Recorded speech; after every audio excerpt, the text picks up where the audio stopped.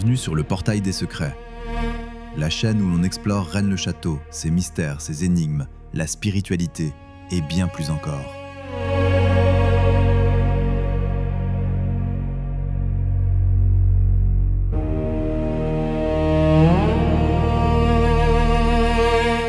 Au cœur des collines de l'Aude, un petit village renferme l'un des plus grands mystères de France, Rennes-le-Château. Dans l'ombre des collines de ce petit village, un silence vieux d'un siècle vient de se fissurer. Et si le secret de Rennes-le-Château n'était pas enfoui sous terre, mais caché à l'intérieur d'un livre ?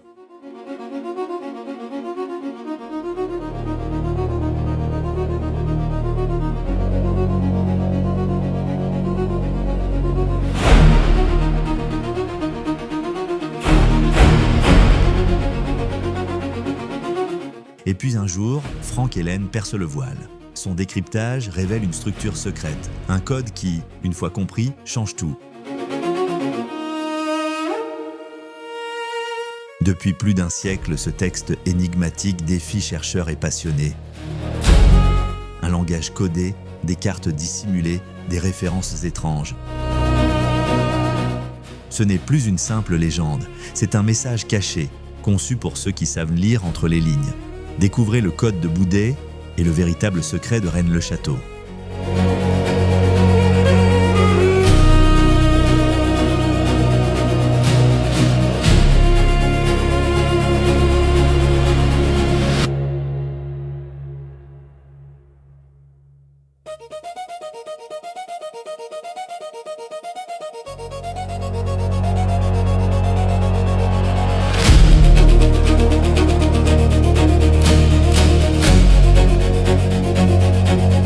Abonnez-vous dès maintenant, activez la cloche pour ne rien manquer, likez et partagez cette chaîne pour agrandir notre cercle de chercheurs de vérité, car certaines vérités méritent d'être révélées.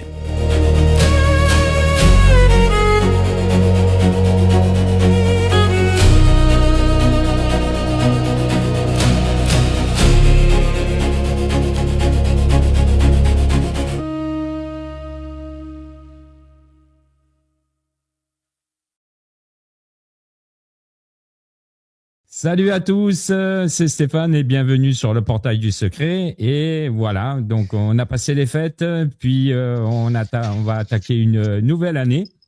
Et aujourd'hui, j'ai le plaisir et l'honneur de vous représenter Franck Hélène, qui va nous raconter ses dernières découvertes. Salut Franck, comment tu vas ?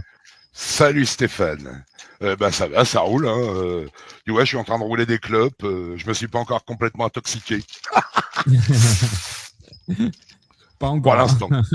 on a encore le temps. Oui, on a encore le temps, on s'en fout. Vu étant donné l'année qui arrive, qui va être pitoyable, effroyable, pire que l'année 2025. Assez rock'n'roll, certainement. Oui, bien sûr. Ouais. Autant en profiter, je crois. Bien sûr. Oui. Voilà. Donc, tu vas nous exposer donc, tes dernières découvertes et puis tu as certaines révélations à faire aux auditeurs. Donc, je te laisse, tu me dis, je lance le PowerPoint. D'accord. Tu me dis quand est-ce que je dois bouger, je dois pas bouger. Là, pour l'instant, c'est parfait. Non. Attends, t'as mis quoi là ? Ouais, saut pêcheur. Voilà. Ouais. Bon, bonjour. Je peux attaquer ou pas ? Oui. Tu peux attaquer, ouais. Vas-y. Je peux attaquer. Alors, bonjour, mais que je te squeeze pas non plus. Parle, hein, Stéphane. N'hésite pas, mec. Non, il n'y a pas de souci. Alors, voilà, bonjour, monsieur, dame. Alors, il y a un élément, trois éléments, au moins trois éléments pour l'instant, dans le cadre de mes recherches, qui sont très explicites sur le saut pêcheur et son rapport avec les codages de l'Église, les codages internes à l'Église, c'est-à-dire la montagne fleurie, qui le texte venez à moi vous tous qui souffrez, qui êtes tous accablés, tagadagada. Donc il est en 64 lettres. Donc si nous le commençons au Y du saut pêcheur comme vous le voyez sur l'écran, jusqu'au P qui est juste en dessous, nous avons 64 lettres. Nous pouvons les disposer. Après, y a-t-il un codage interne à ça ? Y a-t-il une volonté de Boudet ou de Saunière? Mais là, je pense pas que ça soit Saunière qui soit concerné. Vous allez comprendre pourquoi après. Toute cette disposition nous fait nous intéresser aux sauts-pêcheurs. Élément non considéré par les lascars de la recherche depuis 1967, avec Gérard de Sède qui ne nous parle pas de ça, mais nous parle de sauts-pêcheurs. Lui, il a certainement conscience qu'il y a un élément intéressant là-dedans, mais il ne sait pas qu'en dire. Bon, Plantard, on n'en parle pas parce que lui, Tagala. Donc, ce décorum de l'Église a été fait volontairement pour cadrer avec le saut-pêcheur, et pas le contraire. Parce que le saut-pêcheur a été créé, comme je vous l'ai expliqué dans les émissions précédentes, bien avant tout, bien avant toute chose, c'est-à-dire bien avant la vraie langue celtique qu'a édité Boudet. Et ce saut-pêcheur, il est essentiel dans la compréhension de toute cette histoire. On peut apposer ce texte de A à Z. Après, doit-on le disposer comme ça à saut-pêcheur à l'embouchure du Rhône, Tagada? Il est possible qu'en mettant tout notre texte sur le pourtour et qu'on arrive avec venez à moi, vous tous qui souffrez, nanana, on s'arrête à soulagerait, là. Et là, le point se pose à côté de l'autre point. Et donc, de ce fait, on décale saut-pêcheur et on peut l'écrire en boustrophédon horizontal. J'ai essayé. Ça ne me donne pas grand-chose de très cohérent pour l'instant, mais ça pourrait. Il faut que je décompose, que je décode peut-être en code HB, BH ou inversé ou autre, j'en sais rien. Bon, j'ai pas encore trouvé. Après, il n'y a pas que cet élément. Nous avons le deuxième élément, c'est le fond de l'église avec Marie-Madeleine et ses mains croisées, avec la croix, avec tout ça. Marie-Madeleine, si elle croise, voilà, merci Stéphane. Si ils ont inscrit ça là, c'est pas pour rien. Quand vous apposez sur le saut-pêcheur où il y a marqué dans la bande gauche marqué Voul, si vous complétez par Nerum, forcément, et que vous écrivez à l'envers, vous avez Vulnerum, point, Medela, Jésus. Et donc là, vous arrivez à l'emplacement où se trouve Asmodée dans le codage Boudet. Donc c'est quand même assez fantastique que l'on puisse mettre tout ça au même endroit. Est-ce du hasard? On va me dire que ça l'est, sauf que là, ça peut plus être du hasard. Le hasard tue le hasard. Donc, la disposition en boustrophédon est certainement possible. Je l'ai essayé. Je ne sais pas encore ce que ça donne. Il faut que j'essaie de lire en diagonale, en long, en large, en travers. J'ai pas encore vu grand chose, ou alors j'ai pas la culture pour pouvoir aller plus loin. Peut-être, hein, c'est réservé aux initiés, donc je vous le laisse les gars. Tous ces éléments sont inscriptibles, oui, je recommence, sur le saut-pêcheur. Bon, il y a quand même deux éléments. Et sur le troisième, avec... Merde. Le troisième, c'est Regnum. Alors, voyons. Regnum mundi et omnen ornatum seculi contemse propter amorem. Bon, tous ces éléments sont inscriptibles sur le haut du saut-pêcheur. Peux-tu m'en montrer de saut-pêcheur, s'il te plaît, Stéphane? Oui, je te montre ça. Merci beaucoup. De suite. Hop, merci, mon cher. Voilà. Alors, vous voyez là, en haut, sur la ligne du haut, Regnum. Alors, Regnum, il est à Donc, la deuxième, troisième, quatrième, troisième, la quatrième lettre R-E, non, même pas, troisième, R-E-G-N-U-M. Donc, j'ai essayé, j'ai disposé tout ça et rentré en boustrophédon par la 13e lettre et la 12e lettre qui se diffusent des deux côtés comme les cornes d'amont. Hein. Donc, ça se diffuse, je l'ai même essayé en circulaire, je l'ai essayé dans plein de formes. Alors, est-ce qu'il y a quelque chose, un message? Pas sûr. Mais tout ça est fait pour que l'on s'intéresse, une fois découvert dans le tabernacle de la Bessonnière, le saut-pêcheur. Ils avaient prévu qu'il allait être découvert à un moment ou à un autre. À quelle époque, pour le message, ils s'en foutaient. Eux, ils sont tous crevés. Donc, et de là, ils se sont dit, on va pas perdre le truc. Il y en a qui vont s'intéresser à tout ça et vont comprendre, peut-être. Mais seulement pour les initiés. Moi, je suis pas un initié, hein, je suis que dalle. Je suis qu'un pauvre brocanteur de merde. Mais à côté de ça, tous ces éléments sont à mettre, à considérer pour nous intéresser aux sauts-pêcheurs, qui, par le biais des initiales de Boudet, est décodable et nous dévoile Asmodée au niveau de saut-pêcheur à l'embouchure du Rhône, le malin qui survint. En fin de compte, c'est Asmodée. Étant donné que cette histoire concerne quand même avant tout le livre de Tobie dans l'Ancien Testament. L'Ancien Testament, le livre de Tobie, il fait 16 ou 18 pages, enfin 16 pages, je crois. Et donc, où le démon se révèle. On ne le cite jamais, d'ailleurs, dans tous les Anciens Testaments, je n'ai jamais le nom d'Asmodée qui apparaît, on nous parle du démon uniquement. Mais tout ça veut dire que ce démon se révèle, il apparaît en filigrane, dans une histoire qui le concerne, parce que là, saut-pêcheur à l'embouchure du Rhône, bon, sauf que c'est l'embouchure du Rhône à la place de l'embouchure du Jourdain et tout le bazar, mais c'est pour ça d'ailleurs que j'ai appelé mon bouquin Un menhir dans la mer morte. Et donc, ça aurait pu être un pavé dans ta gueule ou un pavé dans le détroit de Gibraltar, hein, c'est pareil.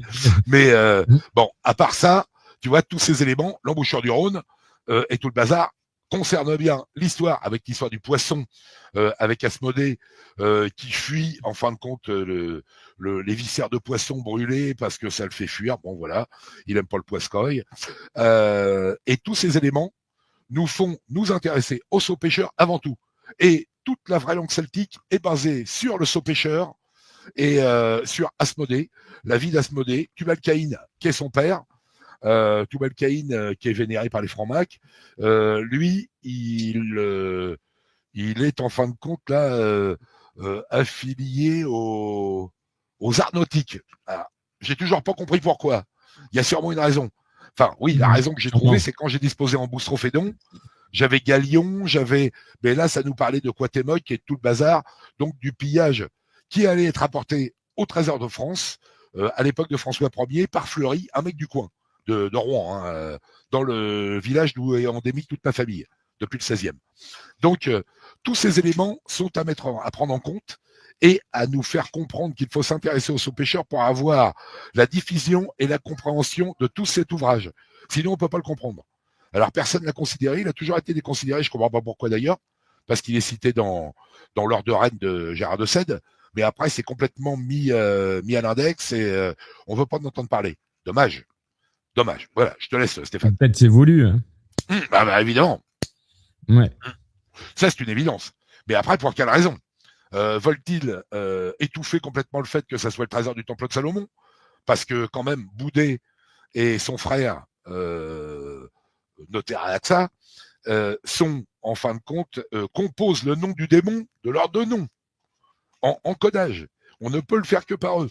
Et donc, c'est volontaire. Mais c'est pour les présenter en remplaçant du gardien du Temple de Salomon, et ils remplacent le gardien du Temple de Salomon de par leur nom en codage. C'est une évidence, et le message se diffuse en te disant l'ange mâle a volé le Graal et l'Arche.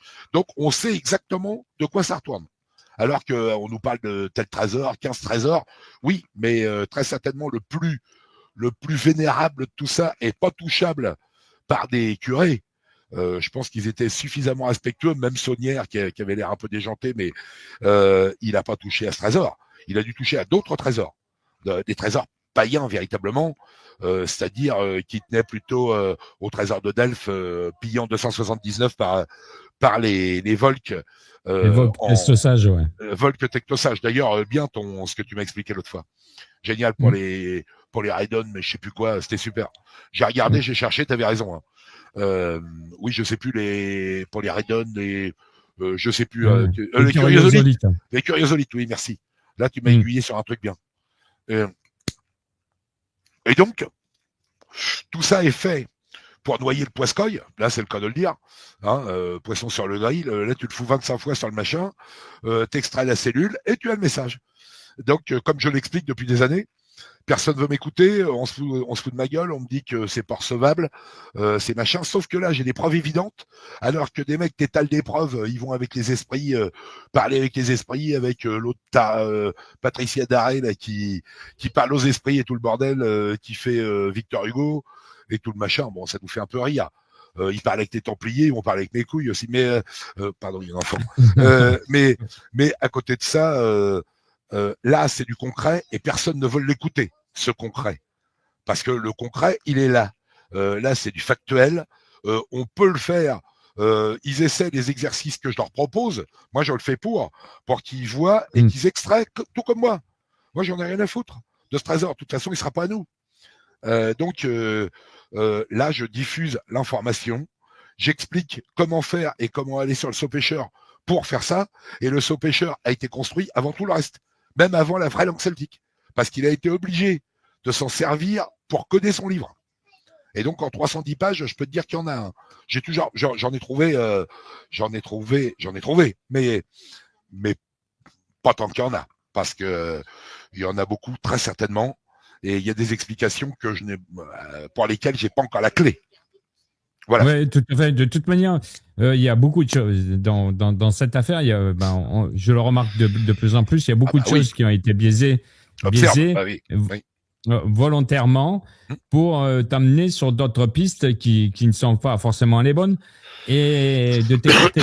En fait, c'est un paradoxe. Enfin, pour moi, l'affaire de Rennes-le-Château, il faut pas que ça soit enterré. Il faut continuer à en parler. Bien sûr. Mais que dans des groupes d'initiés. Et pour les autres, voilà. Des gens qui connaissent l'histoire. Parce que initié, ça a toujours une comment? Pardon. Une conception qui fait un peu branleur, quoi. Initié, ah ouais, vous êtes des initiés, ouais. Ils veulent tous être des initiés, donc vous pouvez pas comprendre. Non, les gars, vous versez pas là-dessus, vous pouvez pas comprendre. Mais sauf que là, je comprends bien. Et que ça se dispose bien. N'étant pas initié, ça doit les emmerder quand même que ça soit un connard comme moi qui y arrive. Mais bon, c'est très bien. Moi, ça me va. Non, mais c'est quand je veux dire ça, c'est qu'ils ont un code, une ligne à tirer qui permet de comprendre l'histoire du bouquin, par exemple. Voilà. Donc, l'histoire comme un fil d'Ariane. Voilà. Non, mais elle est compliquée cette histoire parce que il saute du coq à l'âne. Il va nous parler de la vie des mecs dans l'évangile. Il va nous parler de trucs, il va nous donner des noms. Chaque nom est peut-être transcriptible en codage. Et ça, je ne l'ai pas encore trouvé. Je l'ai essayé il y a des années. J'ai pas encore la réponse, mais il se pourrait que je la trouve à un moment. Si je trouve la clé de déblocage. Et cette clé de déblocage, elle est là. Elle est là, il doit nous le dire dans le bouquin, comme il nous dit Druide, page 170, où par ce biais, vous comprendrez l'énigme. Eh bien oui, il y a bien une énigme. Alors si les mecs qui l'ont lu ou qui l'ont étudié, ils n'ont pas vu qu'il y avait marqué vous pourrez résoudre l'énigme par le biais du Druide, bah, c'est qu'ils sont complètement cons, ou alors c'est des débiles. Donc qu'ils arrêtent d'écrire ou qu'ils arrêtent de diffuser des informations fausses. Oui, tout à fait. Je l'ai mis à l'écran là, donc. Merci Steph. Voilà. Ouais, j'ai mis. Ce dernier terme permet de trouver aisément la clé de l'énigme. Putain, c'est clair. C'est clair. C'est là que je me suis intéressé au départ, et avec le biais des miroirs, les miroirs de l'hébraïque, le punique, le celte et le basque. Et à partir de ce biais-là, tu comprends qu'il faut retourner tout. Et donc, quand tu retournes tout, tu as un message en clair. Pour Rhine Celtic, quand tu marques Rhine Celtic en anglais phonétique inversé bâtard, tu arrives à You can find my hill. Vous pouvez trouver ma colline. Putain, c'est pas compliqué. Et il y a même les Chinoises, la Boulaïpa, qui comprennent rien, qui doivent être des trucs virtuels, je sais pas. Là, ils me donnent des codages avec des numéros, des machins, ça veut rien dire du tout. Je sais pas si elles parlent avec des ordinateurs ou si elles baisent avec des ordinateurs, mais j'en sais rien. Mais c'est complètement délirant, quoi. Donc, arrêtez de. Tout à fait. Ben oui, il faut qu'ils arrêtent de délirer et de partir dans des frasques spatiales. On n'est pas dans l'espace. Boudet, il n'était pas sur un petit vaisseau, aller sur le Bugarache, spignoler avec une nonne, quoi. Donc. Mais de toute manière, il indique dans ses préliminaires, je ne sais pas si je l'ai là. Les préliminaires, peut-être. Voilà, dans les trucs préliminaires. Donc, il le dit exactement ce qu'il y a à trouver parce que il y a les deux parties. Donc comme ça met tout le monde Historique. d'accord. Ah ouais, mais tiens, Voilà. il n'y a rien cette phrase. Mais Voilà. presque Il est... intact. Et donc, oui, vas-y. voilà. Vas-y, je te laisse dire. Ouais, le dialecte languedocien. Attends, parce que j'y vois que dalle. En plus, je suis à moitié brûlé. Parler de nos contrées et d'arriver à un résultat. Ah, Oui, mais bien sûr. Oui. Oui, d'accord, il je est me souviens. possible. Voilà. Lorsque le Il est flambeau que nous possible cherchons. de tirer de grandes richesses historiques. Alors, ça veut dire qu'il y a quelque chose de matériel Mais bien sûr, il y a du matériel. et philosophique. Aussi. Et Alors, là, philosophique. Ouais. Vas-y. Voilà, je voulais te faire voir juste, peut-être que c'est des choses qui peuvent t'aider. Oui. Si tu veux, il a numéroté ses pages. Oui, ça je sais. romain. Oui. Anormalement Voilà. d'ailleurs. Anormalement avec des chiffres chapitres, des chiffres romains, Non, c'est un vrai délire. C'est effectivement. Voilà. Sauf que la page 1, elle n'y est pas notée. Non. Et la page 4 n'est pas notée, mais ça, pas mal de chercheurs l'avaient remarqué. Il saute une page. Voilà. Mais si, par rapport à ce que j'ai souligné, donc tu retrouves la page 1, qui normalement, il aurait dû la marquer 1 normalement pour envoyer en bas de page pour avoir l'explication. Oui. Mais il a mis un chiffre romain. Oui. C'est-à-dire qu'il nous renvoie, dans ses observations préliminaires, il nous renvoie à cette partie-là. À cette partie-là, oui. Alors oui, mais parce qu'il nous parle de la langue inconnue, on nous dit toujours, alors il y en a plein qui font sur le net, là, ils répètent comme des moutons, en nous disant, il a tout basé sur l'anglais, l'anglais est la mère de toutes les langues. Faux. Il nous dit jamais que c'est l'anglais qui est la mère de toutes les langues.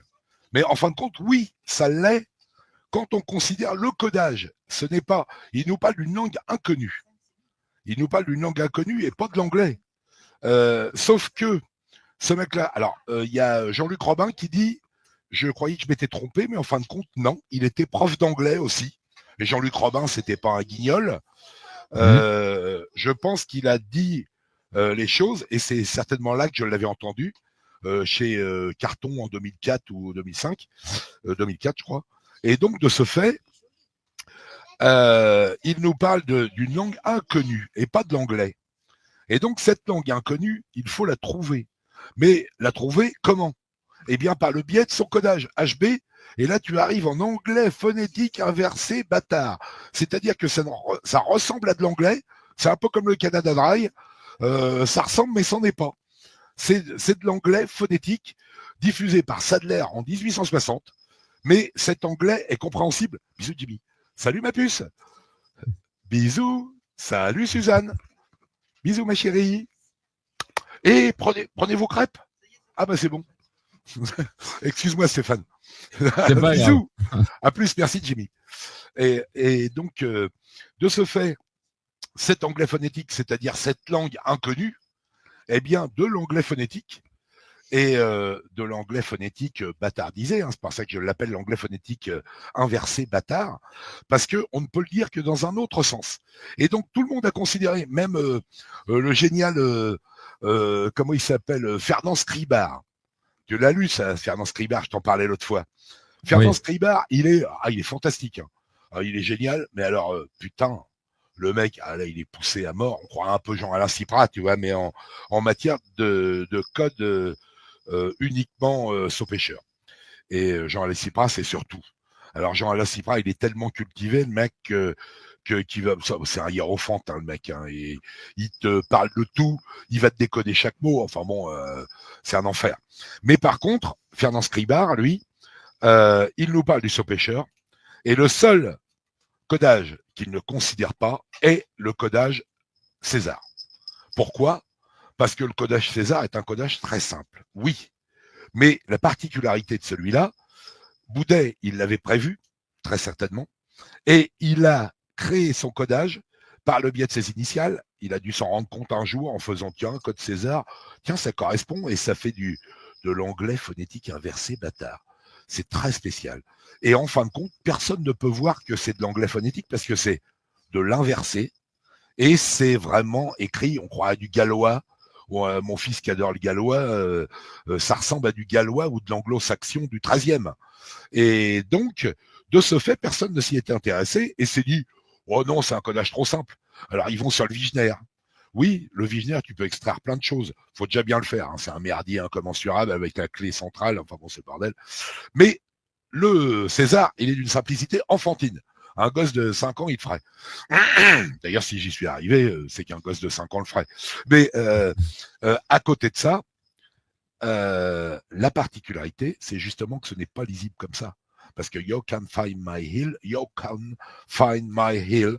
Il y a plein d'autres messages qui sont diffusés. Your half, donc votre moitié, machin. Il y a plein de trucs. Moi, j'ai décrypté des tas de phrases en HB, en BH, en HB inversé, enfin bon, tout un tas de bordel, j'en ai des cahiers entiers, et je peux te dire que il y a des connexions avec l'anglais phonétique. J'ai des copines qui sont profs d'anglais depuis des années, qui m'ont, quand je leur ai montré, ils m'ont dit oui, ça correspondrait à de l'anglais phonétique et ça correspondait exactement à ce que je posais. Parce que je crois qu'au collège, j'ai pas branlé grand-chose, mais en anglais phonétique, j'étais bon parce que j'avais une prof qui avait un cul d'enfer. Mais voilà. Alors j'écoutais les cours. J'étais toujours en cours. Oui. Mon fils se marre. Et j'étais bon en anglais phonétique avec moi qui arrivait à toucher ma bille. C'est déjà bien. J'arrivais quand même à comprendre quelque chose. Mais ceci dit, ça nous donne des éléments. Et ça nous emmène sur un autre codage. Après, bon, j'ai expliqué dans les vidéos, mais ces dispositions dans l'Église, avec tous ces marquages qui sont faits très certainement par Boudet et pas par Saunière. Saunière, il n'a fait que commander, et je pense qu'il était peut-être même pas au courant.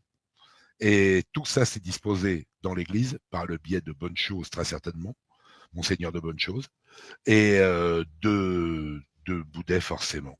Et Monseigneur Billard. Tu parles de l'église de Rennes-le-Château ? De Rennes-le-Château, oui. Oui. Boudet s'est occupé du décodage, enfin de l'apposition de tout ça avec le saut-pêcheur, parce que c'est lui qui a créé le saut-pêcheur, étant donné qu'il est connecté à ses initiales. Donc ses initiales, c'est lui qui a découvert le codage. Et si Asmodée se révèle par ce biais, c'est obligatoirement lui qui l'a créé. C'est pas Saunière. Saunière, ça a été le bon mouton, je pense, où le mec qui était là, qui exécutait, les mecs lui filaient de la thune, et puis ça roulait, il fermait sa gueule. Et, oui, mais on l'a prouvé. On l'a démontré. On l'a démontré avec Christophe Carlier que en fait c'est un commanditaire. Oui, simplement. Voilà, et qu'il était plus, je dirais, c'est peut-être même plus son frère qui lui demandait de faire des choses. Oui, c'est possible. Et puis il y a des touches de Henri Boudet. Ah bah c'est plus que des touches. Non, c'est toute la création et toute la conception a été faite obligatoirement par Boudet, étant donné que c'est lié à son codage.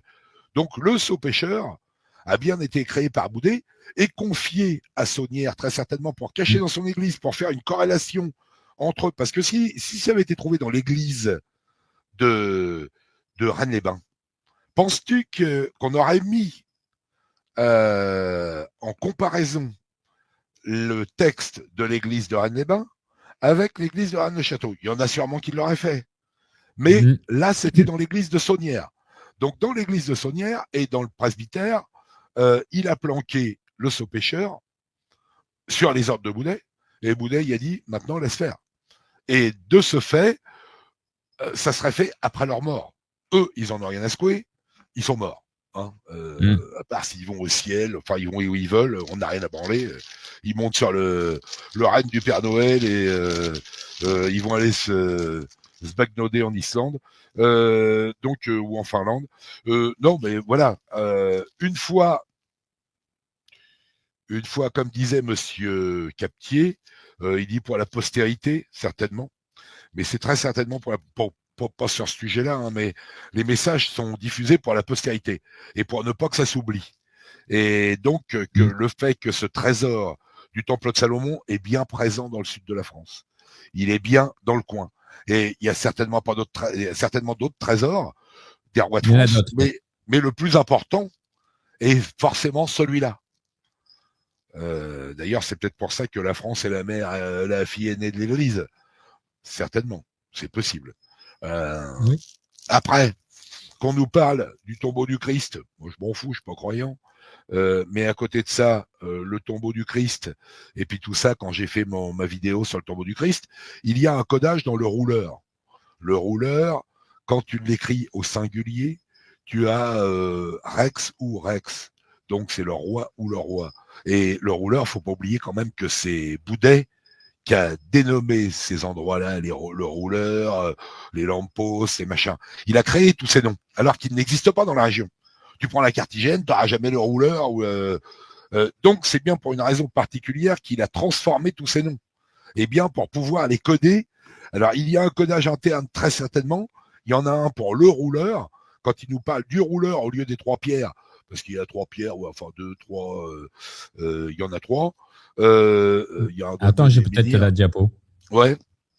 Alors, je cherche. Ouais, mais prends pas la tête, si ils je savent l'ai bien. tous pour les initiés on dira. Oui, tiens, voilà. Non, c'est la pierre du dé ou je sais pas, je les connais même pas. Ah non, moi, c'est ces la pierre endroits-là. du dé, non. Les Ouais, roulets, moi je j'y l'ai vais pas. pas à tous ces endroits-là, c'est pour tous les fanfarons là, qui veulent imaginer des tas de trucs. Oui, pourquoi pas. Mais il y a plein d'autres choses dans la région. Il y a énormément de choses à découvrir. Moi, j'en ai découvert quelques-uns. Je vais dans tous les endroits qui ne sont pas cités, moi. Et je peux te dire que tu trouves de la matière. Tu trouves des temples à l'air libre avec des bassins. Tu trouves des endroits incroyables, des chevaux sculptés. On nous parle que de trucs un peu simples. Mais si tu prends par exemple le fauteuil du diable, il en existe déjà. J'en ai déjà découvert un autre juste en face de château. Il est enterré, mais il est là. C'est bien un fauteuil. J'ai même Il y, a- bouffé dessus. Pardon. il y en a un aussi sur le pas de la Roque. Oui, alors je connais pas moi Et tous je ces je endroits-là. t'enverrai la photo si tu veux. Ouais, je veux bien. Mais tous ces endroits-là, tu vois, je ne les visite pas. Parce que c'est bien trop touristique, t'as tous les guignols avec leur sac à dos, leur bol tibétain, là, comme l'autre couillon de Raoult, je sais plus quoi, là, il y a des années, là, qui faisait tourner le machin, il voulait ouvrir les chakras de la pierre, puis il dit, ah bah ça marche pas aujourd'hui, bah forcément du con. Les mecs, il emmène une bande de tripotés du cerveau, là, des Parisiens qui connaissent rien à rien, il les emmène, ils sont une dizaine autour d'un caillou, et puis l'autre, il fait, ah bah attendez, là ça va s'ouvrir, il va y avoir des flèches, machin, qui vont arriver. Ah bah merde, bah ça marche pas aujourd'hui. Bon, enfin, ils ont quand même payé 500 balles chacun, ou 2000 balles, je sais pas. Enfin, c'est que des crétins qui sont prêts à avoir du magique. Du magique, t'en as partout dans la nature. Ouais, c'est du Là-bas, commerce. quoi. d'ailleurs, beaucoup aussi. Hein. Mais après, il faut savoir le voir, faut savoir le digérer. Comme disait Rudy, on voit, il y a des choses, il arrive des choses. Oui, effectivement, il y en a plein. Dans cette région particulièrement, mais moi dans la nature en Normandie, on arrive aussi. Hein. Bon après ça va pas être des trucs super mystiques, mais quand j'ai un cerf qui va se baigner dans la flotte et qui est à 20 mètres de toi, bon c'est fabuleux, mais bon c'est autre chose. Mais après elle a vraiment des trucs éso considérables et intéressants. Il s'en passe beaucoup là-bas. Oui, effectivement. Bon après les mecs ils sentent des énergies sur Bugage, quand ils sont à Rennes. Moi je veux bien, je ressens pas grand chose. Je suis bien. Mais comme d'hab, moi tu sais dans la nature, dès que je suis dans la nature, à moitié à poil dans une rivière, moi ça me va. Hein. Donc rien à foutre du reste. Et après il y a des mecs qui voient des choses, peut-être qu'on voit pas. Tous les pseudo-médiums là qui vont faire les fanfarons dans Rennes-le-Château, qui vont choper des énergies, qui ont des trucs avec des baguettes, Moi, je veux bien. Pourquoi pas? Chaque expérience est personnelle. On vit pas la même chose que les autres. Après, que dire de tout ça? Voilà. Je ne sais pas. Ah bah, je sais pas. Voilà, moi c'est pas sur les trucs de médium, tout ça, je regarde pas trop parce que bon. Ah, moi je beaucoup regarde. Il y en a beaucoup qui en font, je dirais, du commerce. Et c'est Bah, ils ça. en font un business, ça me bien dérange. sûr. C'est qu'un business. Voilà. C'est qu'un business. Tu sais, c'est un peu comme les grognasses de la lithothérapie. qui vont te recharger les énergies dans une coquille Saint-Jacques, et puis ah non, faut pas toucher à la pierre, ta gueule, mais bordel, moi les pierres, je les tripote depuis l'âge de 6 ans. Mon père m'en ramenait de Madagascar et autres, il s'en faisait offrir par les clients. J'ai toujours été dans les pierres. Les énergies, à part l'ambre, les autres, ils voient des énergies où il y en a peut-être pas. J'aimerais bien d'ailleurs qu'ils me démontrent ça. Moi, j'ai des crottes de cristal en pagaille. Tu sais, comme je suis broc, j'en achète beaucoup depuis des années. Hein, ça fait 30 ans que j'en achète. Et voire plus. Et donc, bon, tous ces ressentis pour avoir l'air un peu moins conne peut-être face à leur mari qui s'intéresse qu'au foot et qui a la main dans le slip à boire ses bières, la grognasse elle se dit ah bah je vais être supérieure à mon mari, je vais m'intéresser aux pierres et puis je vais ressentir des énergies. Ouais, elle se met un doigt dans la foune, mais c'est ça me fait bien rigoler, ouais, toutes ces conneries là. C'est un peu de la branlette pseudo-intellectuelle parce que ils se prennent pour des intellos alors qu'ils ont 2 de QI, donc c'est un peu fatigant. Voilà, mais voilà, je t'ai dit ce que j'avais à dire. Oui, tout à fait. Ouais. Tout à fait. C'est un peu saoulant, voilà. Mais après, là, on attaque dans du concret, dans du véritable. Là, on peut comparer par rapport à des documents, à des tas de trucs. Là, c'est du factuel. Et c'est pas du peut-être que machin a fait ça. Non, là, je vous présente le truc. C'est une évidence que c'est Boudet qui a. Voilà. Je te laisse parler, Stéphane, excuse-moi. Non, je te laisse faire. Je te laisse prendre le fil Oui. de ce que tu voulais nous dire. Déjà, tu as pas mal d'éléments. Ça paraît assez clair. Enfin, je suppose que ça va être clair. Après, il y a toujours des gens qui me posent des questions à la con ou qui me font des rapports à tel truc. Oui, mais dans l'évangile de machin, Tagada, Dieu. Mais non, on s'en fout de tout ça. Boudet, il a écrit son livre, pardon, en comprenant que Reine celtique voulait dire You can find my hill.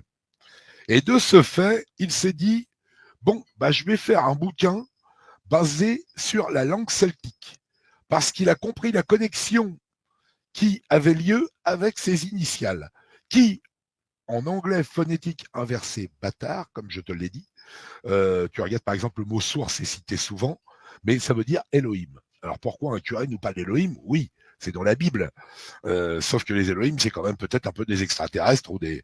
Là, on va aiguiller sur des trucs un peu plus fantastique, peut-être pas d'ailleurs. Ça, je m'intéresse beaucoup à ça depuis très très longtemps, depuis tout petit. Donc, il a fait ce bouquin. Si ça avait été compatible, si ses initiales avaient été compatibles avec, comme je te disais, la cueillette des fraises à Plougastel d'Aoulas ou le trou du cul d'une nonne de Louviers, ça aurait été la même chose. Il t'aurait fait le thème sur le trou de balle de machine de Martine Bordel, sœur Marie des Anges. Et donc, il a trouvé cette connexion avec celtique, Rennes et tout ça, et il a compris que ces initiales en anglais phonétique inversé, bâtard, te donnaient des résultats. Et donc, après, il a inversé le code César, il l'a retourné, c'est-à-dire que il a fait en HB diffusion normale dans l'alphabet, diffusion inversée de l'alphabet, c'est-à-dire que tu retournes de l'alpha à l'oméga par l'autre sens, mais tu as toujours A, B, C, D, E, F, G, H, I, J, voilà, en considérant le W, et pas en le déconsidérant. J'ai essayé, mais avec sans W, je l'ai essayé aussi, hein, j'ai plein de pages, j'ai des dizaines de pages.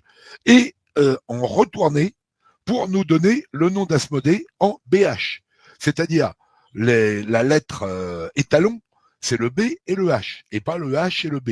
HB comme Henri Boudet, Boudet Henri. Et par son frère, c'est pareil, Edmond Boudet, c'est Boudet Edmond. Et là, nous arrivons à UMG YY qui fait ASMEE, et le LN n'est pas transcriptible en code Boudet HB, étant donné qu'il n'y a pas un écart suffisant. Il fallait 12 lettres. Et donc, en retourné avec le même protocole, le LN, qui est mon nom quand même, c'est quand même fantastique. L'avait-il prévu? Merci Boudet. Bois un coup à ma santé. Et de ce fait, le LN se transforme par le biais de la disposition du titre du texte, c'est-à-dire la vraie langue celtique et le chromètre de Rennes-les-Bains par l'abbé H. Boudet. Là, le LN se transforme en LA, qui est transformable de ce fait en OD, c'est-à-dire le OD d'Asmodée. Et donc, ils se présentent en fin de compte comme étant les gardiens du temple de Salomon à la place, enfin du trésor du temple de Salomon à la place du gardien. C'est tout. Et il nous l'explique dans les Garomnites. Alors quand tu regardes les Garomnites, page je sais plus combien, la Garonne, et donc les Garomnites, trois vieux sages, alors trois, il nous dit bien trois, deux ou trois. Donc c'était peut-être Gélis, ou peut-être Saunière, j'en sais rien. Non, Boudet, je pense pas. Billard, j'en sais rien, je ne sais pas. Je pense que c'était Gélis. C'est possible. Et de ce fait, il nous parle des Garomnites en nous disant quelques vieux mâles avec leurs grandes cornes sifflent pour prévenir la populace, enfin la populace de Mouflon et puis d'Isard, de la Garonne. Alors, dans la Garonne, les Mouflons et les Isards, je suis pas sûr qu'il y en ait, ou alors très très loin. Et d'ailleurs, après, il déconnecte le truc en disant oui, c'est pas tout à fait là. Enfin bon, j'avais trouvé une phrase comme ça. Et de ce fait, il nous dit bah ouais, quand les Garomnites arrivent, mais pourquoi? Parce que le nom, c'est Garum. Garumnite, c'est pour ça qu'il l'a situé dans la Garonne. Parce que le Garumnite, le Garum est une soupe de poisson adorée des Romains. J'ai d'ailleurs suivi des émissions sur le Garum avec les viscères de poisson et tout le bordel. Et de là, il te dit, ah bah oui, c'était un produit vénéré, un peu comme nous les escargots, tu vois, ou les cuisses de grenouille, que les Anglais nous haïssent de manger ça. J'ai réussi quand même à faire bouffer des escargots en anglais. Non, des cuisses de grenouille. Ah, il m'a dit non, les escargots, je peux pas, mais les cuisses de grenouille, oui. Et de ce fait, il nous situe ça dans la Garonne parce que c'est les Garomnites. Pas pour d'autres raisons. D'accord. Et de ce fait, les Garomnites, le Garum, c'est le seul élément qui peut faire fuir Asmodée, le démon. Et le démon, dès que tu brûles des viscères de poisson, il déteste ça. Et donc, il s'en va. Et il laisse Sarah tranquille. Il laisse Sarah tranquille et il peut vivre. Alors, j'en ai des Anciens Testaments, 17e, 18e, 19e aussi. J'en ai eu un récemment, là. Et à chaque fois, alors, ils nous parlent jamais du nom d'Asmodée. Ils nous parlent du démon, mais ils disent bien aussi que dès qu'il y a la fumigation des viscères de poisson, du fiel, du foie, enfin, tagala, ça nous emmène à faire fuir le démon. Donc, c'est bien pour nous parler du saut-pêcheur et d'Asmodée. Alors, quand on nous dit, par exemple, comme Jeff Le Chapman, qui nous dit « Ah ouais, bah là, par ce signe, tu le vaincras. Ah, c'est parce qu'il y a le L, donc ça veut dire Lucifer. Oh, » C'est un peu simple. C'est un peu invérifiable comme truc. Mais par contre, son truc, là, sur 666 correspond à Jésus en guématrie multiplié par 9. Et Lucifer, ça donne le même résultat. Ça, c'est assez fabuleux, c'est génial. Là, je le félicite parce que si c'est lui qui a trouvé ça, j'ai trouvé d'autres éléments, mais c'est pas daté. Mais bon, lui, si c'est lui qui a trouvé ça, il m'a dit que oui, c'est génial. Ça, j'adore. Mais par contre, bon, pour ce qui est de Lucifer, bah, en l'occurrence, on peut l'appeler le diable. Le sage l'appelle le diable en 1701, 1707, dans Le Diable boiteux. Oui, il est appelé le diable, mais c'est Asmodée. Donc, on peut l'appeler le diable, oui, effectivement. Mais c'est Asmodée. Alors, il y a des moments dans les émissions, ils disent, ouais, c'est Asmodée. Vas-y. Ouais, parce que Lucifer, c'est quelque chose d'assez particulier, parce que en fait, je dirais, c'est l'Église qui a fait, je dirais, qui l'a transformé en démon. Parce que Lucifer, ça vient du mot Lucie, qui est la lumière, et Ferré, qui veut dire porter. C'est porter la lumière. Porteur de lumière, bien sûr. Mais voilà. Enfin, bon, c'est quand même l'Église, enfin, c'est quand même l'homme qui a créé Dieu et pas Dieu qui a créé l'homme. C'est ça. Après, à moins que tu sois croyant, bon, ça, les croyants, ils croient que c'est Dieu qui a créé l'homme. Non, c'est l'homme qui a créé Dieu. Il en avait besoin pour pouvoir manipuler les masses. Évidemment, il a créé la politique pour manipuler les masses. Il a créé tout ce que tu veux pour manipuler les masses. Les masses, elles ferment leur gueule. Ah bah oui, ah bah non, c'est Dieu qui l'a dit. Bah, ta gueule, mon cul. Arrête de nous faire chier avec tes conneries. Mais voilà, tu vois. Oui, après, tu as une représentation qui est vachement connue, qui représente ça. C'est la Statue de la Liberté. Hein. Ah oui, oui, tu m'en as parlé, ouais, Bartholdi, la Statue de la Liberté, oui, bah, l'Ange de Lumière, oui, quelque part. Pourquoi pas? Pourquoi pas? Hmm. Pourquoi pas? Mais là, bon, la Statue de la Liberté, alors qui elle apporte la lumière, ouais, enfin c'est les Amerlocs, hein, c'est les Amerlocs qui ont ça. Nous, c'est la Statue de la Liberté, on l'a à Barentin chez nous, hein, à 20 km de chez nous, sur un rond-point, il y a la Statue de la Liberté. Mais c'est celle qui a servi dans Le Cerveau, tu sais, le film, avec David Niven et elle est positionnée au milieu de la route, quoi. Moi, je la connais depuis que je suis petit, quoi. Parce que ça a été tourné en 60 et des bananes, et je l'ai toujours connue. La Statue de la Liberté, Oui. elle est chez nous aussi. Bon, elle fait pas la même taille. Ah bah oui, c'est de fabrication française de toute Ah manière. bah ouais, bah puis ils mettaient du pognon dedans.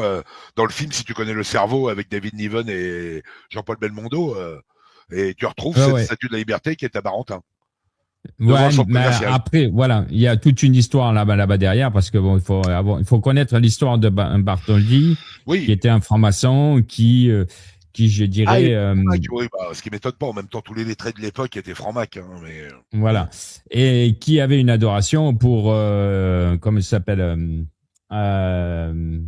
Hérode. ah, ouais, d'accord. Ouais, Voilà, et donc Hérode, sa femme, c'était Marianne. Donc, d'accord, d'où le symbole de la France, la Marianne.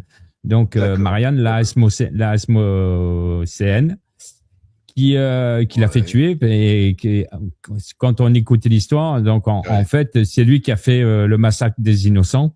Oui, oui, oui. C'est lui qui a fait tuer tous les nouveau-nés pour à la Oui. recherche du divin, quoi. Donc, Bah, de la naissance du ouais, divin. enfin, tout ça, c'est de la mythologie, c'est des tas de trucs, on n'était pas là pour le Oui, c'est dire. des allégations, en fait. Oui, oui. Alors ça, toute la mytho, tout ce qui est Mm. mythologie, alors j'ai plein de trucs sur la mythologie, j'en lis en permanence. Mais bon, ce ne sont jamais que des histoires, ouais, ouais, ouais, raconte. Ah, mais il faut prendre comme des histoires, là. Sauf, Ouais, bien sûr. c'est des allégations, quoi. Ah, Des ouais, ouais, ouais. allégations pour Oui, oui, comprendre. je comprends. Voilà. Je comprends bien. Voilà. Mais bon, après, il y a tous ces éléments. Bon, ouais, ouais, c'est à prendre en compte, hein, c'est pas à négliger. Bien Il y sûr. a des rapports à tout ça, certainement dans l'histoire de Boudet, il y a plein de choses comme ça. Mais après, il faut Après, c'est pas pour aller ça que trop j'en loin. parle pas, hein. Donc, Bien sûr. pour l'instant, c'est vague, c'est des pistes à aller rechercher, mais pour Ah, l'instant, on ah, n'a pas le filon, voilà, pour évidemment, pouvoir l'exploiter. bien sûr. Mais bon, Voilà. après, qu'est-ce que ça veut dire? Je ne sais pas. Là, les rapports je te disais avec le saut pêcheur et les inscriptions de l'église, je suppose, hein, là ce ne sont que des suppositions, qu'il nous a inscrit ces choses-là pour que l'on puisse voir, par exemple, Regnum, Vulnerum et tout ça. C'est une évidence. Et il nous a mis 3 lettres à chaque fois pour que l'on puisse s'aiguiller. Et une fois que le saut pêcheur serait découvert, on pourrait mettre ces choses, sauf que personne ne l'a considéré le saut pêcheur, à part quelques-uns, comme Fernand Scribard et Mm. comme Jean Pelé, quelques mecs qui pensaient que c'était Asmodée, qui travaillaient sur le saut pêcheur, qui comprenaient pas.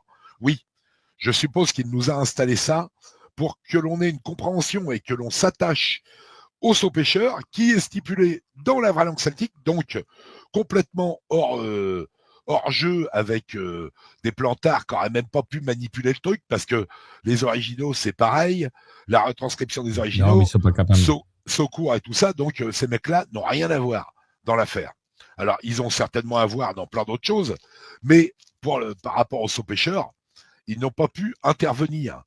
Et là, ils n'ont pas pu créer tout un fantasme pataphysicien, des trucs, ils nous parlent toujours d'André Breton, de la pataphysique, mais putain, la pataphysique, mais c'est un truc pour les tarés dégénérés gauchistes. C'est complètement hallucinant. Quand tu t'intéresses à la pataphysique, moi j'avais un pote qui était pataphysicien, c'était un mec génial, mais à côté de ça, c'est pour des dingos qui ont rien à branler de leur vie, qui sont nantis et qui vont imaginer des tas de concepts délirants. Donc ça, on n'a rien à foutre. Et moi, Plantard, je m'y intéresse. Je pourrais m'y intéresser. Est-ce que j'ai des trucs de Zenfeld, des prédictions, des machins. Bon, la vieille folle là faisait des prédictions dans les années 40. J'ai des bouquins de prédictions. J'ai un pote qui m'en a vendu tout un paquet. J'ai du Paul Lecourt avec l'Atlantide. Oui, bon, d'accord, c'est bien beau. mais ça nous éloigne du sujet véritable qui est... Ça nous embrouille. Ben bien sûr, ça embrouille tout le monde. Et en fin de compte, la vraie histoire, c'est Boudet. Et c'est Boudet qui a créé Reine de Château par le biais des codages dans l'église que Saunière faisait. Saunière était-il conscient de tout ça? Je suis même pas sûr. Et ça fait plutôt rire qu'autre chose. Pour tous les ésotéristes, les mecs, l'autre jour, tiens, j'ai regardé, on a regardé Les Compagnons d'Éleusis, grâce à Michael Desbarrans, qui a conseillé dans une vidéo qui est très intéressante d'ailleurs sur Les Compagnons d'Éleusis. C'est génial. Si tu peux le voir, on le retrouve sur YouTube. C'est génialissime. D'accord. Et c'est une série qui est en 20-30 épisodes, mais un épisode fait 1 heure. 5 épisodes font 1 heure. Et c'est génialissime. C'est vraiment très très bien. Il y a une intrigue incroyable pour nous montrer qu'en fin de compte, il y a pas mal de branlettes là-dedans, quoi. Tu vas voir, je peux pas t'expliquer ça voilà. Et tu verras, c'est génial. Les Compagnons d'Éleusis. Je regarderai. C'est super. Je le connaissais pas. Pourtant, je suis un fan de toutes les séries françaises des années 60 qui étaient vraiment des trucs vraiment dans l'ésotérisme et dans le réseau, oui, mystique, tous les trucs barrés. Mais alors celui-là, je le connaissais pas, tu vois. Et j'ai découvert, c'était super. On s'est régalé. C'était vraiment exceptionnel. Donc de ce fait, tous ces éléments, on essaie de nous faire miroiter que toute la disposition est faite par les Rose-Croix, comme disait Gérard de Sède, par-ci, par ça. Je suis pas certain, à moins que Boudin ait fait partie des Rose-Croix, mais il était dans, comme explique Doumergue, là, il était dans... Il y a tout le machin là. Est-ce qu'ils sont Rose-Croix? Est-ce qu'ils sont martinistes? Est-ce qu'ils sont... On sait pas trop. Jules Verne, c'est pareil. Maurice Leblanc, oui. Et ça continue. Parce que dans les séries, comme j'ai expliqué avec la Bariva, enfin avec l'homme au chapeau noir, on a toute l'explication en un épisode. L'homme au chapeau noir avec Georges Descrières. Et là, tu as une explication en 2 éléments avec le code César et tout ça, c'est super. Et, donc, ce qui nous prouve qu'il y a des gens qui savent encore, qui diffusent l'information par le biais de séries. Au moins dans les années 70, maintenant je pense qu'ils sont un peu décérébrés et un peu dirigés de façon... voilà, je ne sais pas. À l'heure actuelle, les comment te dire, les films que tu vois nous amènent au futur qu'on va avoir. Oui, je sais pas si tu as remarqué. Ah bah oui, ça je suis d'accord. Ah oui, complètement. On est plus maintenant branché sur le quand tu regardes, il y a eu des films comme Pandémie, machin, tout ça, comme par hasard, on a pris le coronavirus. Voilà. Donc c'est plus prédictif de ce qui va nous arriver que diffuser un secret. C'est pour ça qu'il faut se préparer à la guerre. Voilà. Il faut se préparer à la guerre, parce que quand tu vois les cons qui attaquent la Russie, ils sont complètement cinglés. Oh non, je pense pas. On n'y arrivera pas. Ils n'y arriveront pas. Bon, c'est un peu comme la guerre froide, hein, tu sais, on te fait croire qu'il y a la guerre il y en a certains, ils peuvent vouloir envoyer les enfants au casse-pipe. Ils ont pas de gosses. Ou alors, s'ils en ont, ils les ont eu à Tombouctou. Hein. Mais ils n'y arriveront pas. Bon. C'est que il y aura. C'est infernal. Complètement dingue. C'est de la folie. Voilà. Mais bon, voilà. Je pense que oui, il y a beaucoup de choses qui sont diffusées dans les films. Donc d'ailleurs, maintenant, depuis certains temps, ça fait un bon bout de temps que moi je vois des choses. Je dis tiens, ça me fait penser à quelque chose, quoi, qui me met en relation certaines choses. Bien sûr. Donc voilà. C'est tu regardes X, vas-y. Voilà. Et je voulais te montrer aussi. Je vais revenir sur le truc, donc ce que toi, tu t'avais trouvé au départ. Donc et c'est pour dire à certains que c'est écrit dans le bouquin. Donc il y a un code. Écrit. Oui, bien sûr. Donc on peut pas dire c'est du hasard. Non, c'est écrit. Alors il dit pas qu'il y a un code. Il dit ce dernier terme permet de trouver aisément la clé d'énigme. Alors aisément, c'est un autre problème. C'est pas aisément. Mais par contre, quand tu reviens aux observations préliminaires, oui, là tu trouves qu'il te parle des miroirs, le flambeau, les tectosages. Donc tectosage veut dire quand même quelque chose. Ce qui prouve bien que je suis sur la bonne voie, parce que quand tu décryptes tectosage en anglais phonétique inversé bâtard, ça te dit my home in win, ma maison en vainqueur. Ah, Donc maison c'est envers. pas pour rien. Pour un curé, sa maison c'est l'église, c'est tout ça. Et donc sa maison en vainqueur, my home in win, quand tu le fais en codage HB, et il dit bon ne pas vous diffuser plus dans le domaine, forcément, parce que quand tu continues, eh ben il y a certains mots ça veut rien dire. Mais tout ne peut pas être compatible avec son codage HB. Mais il y a certains mots, source par exemple, quand tu arrives en HB, eh ben tu as Elohim. Tu as Elohim. Donc c'est quand même pas rien. Il t'en parle plein de fois. Tectosage, quand il t'en parle, c'est qu'il veut te dire my home in win. Croix, bon, logique pour un curé de parler de croix. Sauf que croix, là, si tu l'inverses, si tu l'écris en HB, en code HB, tu n'as pas la transcription. Mais par contre, si tu le mets en HB inversé ou un des trois, je ne sais plus lequel, là, tu as Grual, c'est-à-dire Graal. Grual. Et donc, parce qu'il ne pouvait pas l'écrire autrement, sinon il aurait été obligé de marquer Crix. C'est R-I-X. Alors, à part Kriegsmarine, voilà. Mais là, c'est R-I-X. Là, ça aurait été louche. Sauf que là, il a bien écrit croix. Et là, ça veut dire Grual.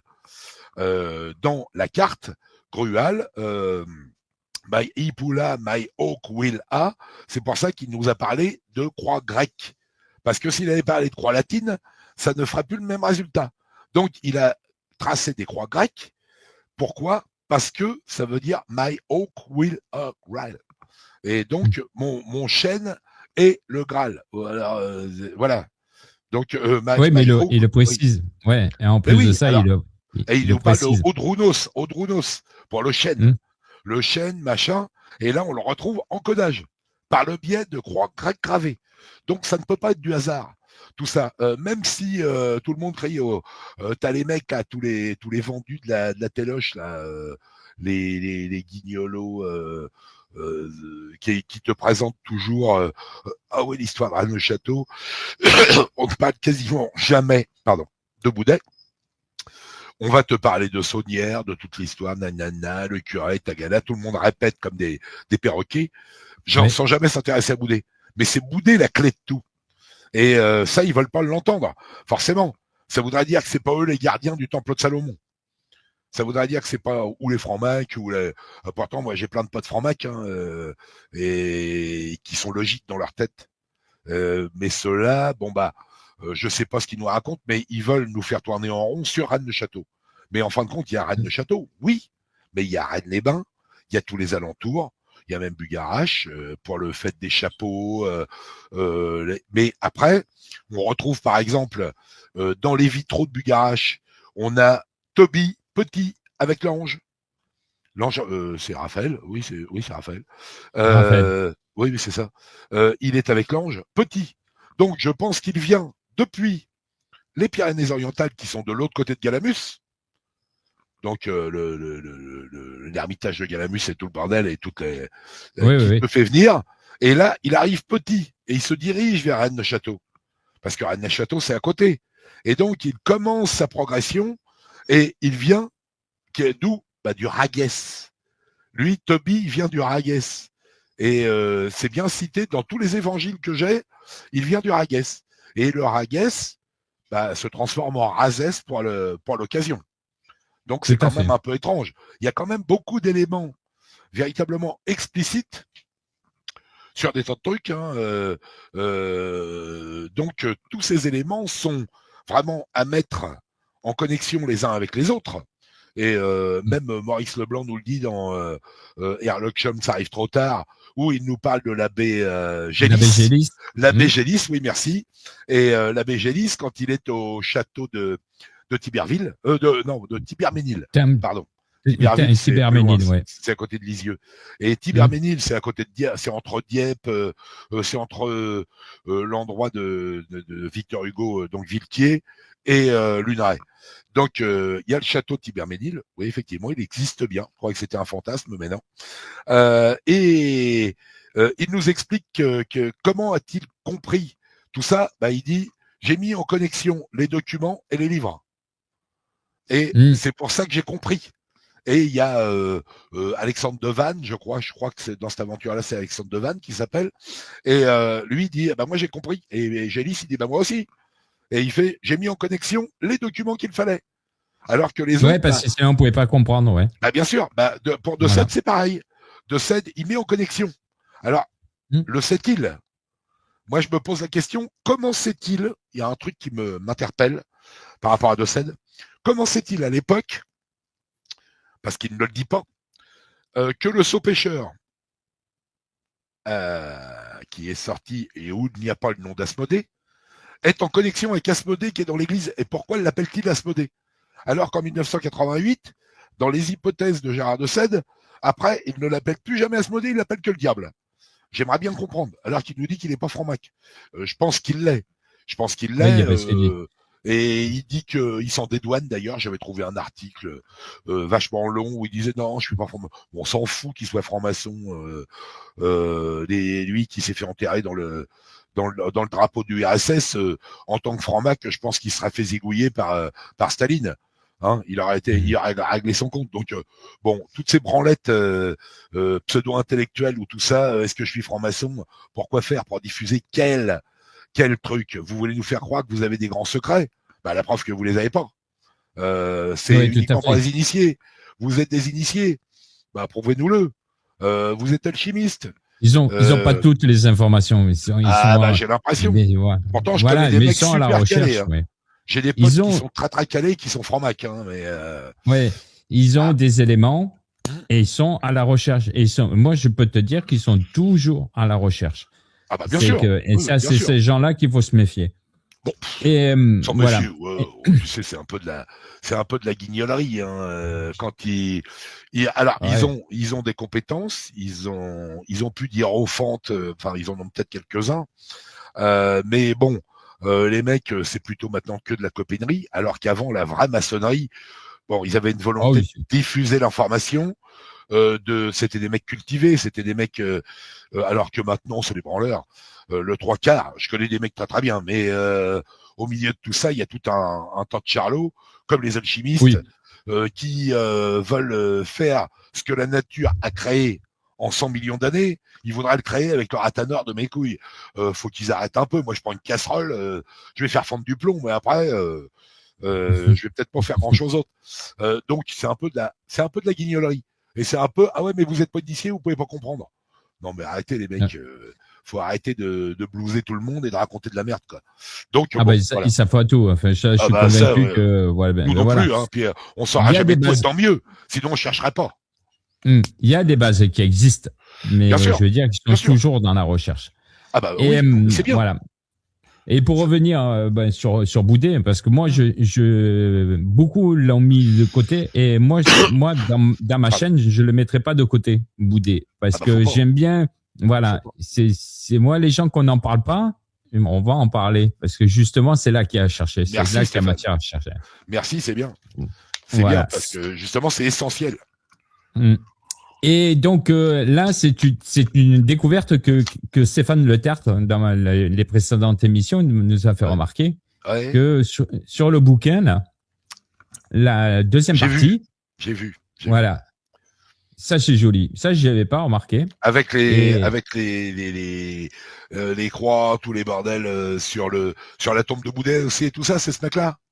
Ouais. C'est un Belge ou un truc comme ça, ouais. C'est un Belge, ouais. Oui, j'ai écouté ton truc. Bon, alors moi, ce que j'en pense, c'est que forcément, il y a une conception, déjà, ne serait-ce que pour le tracé, pour que ça.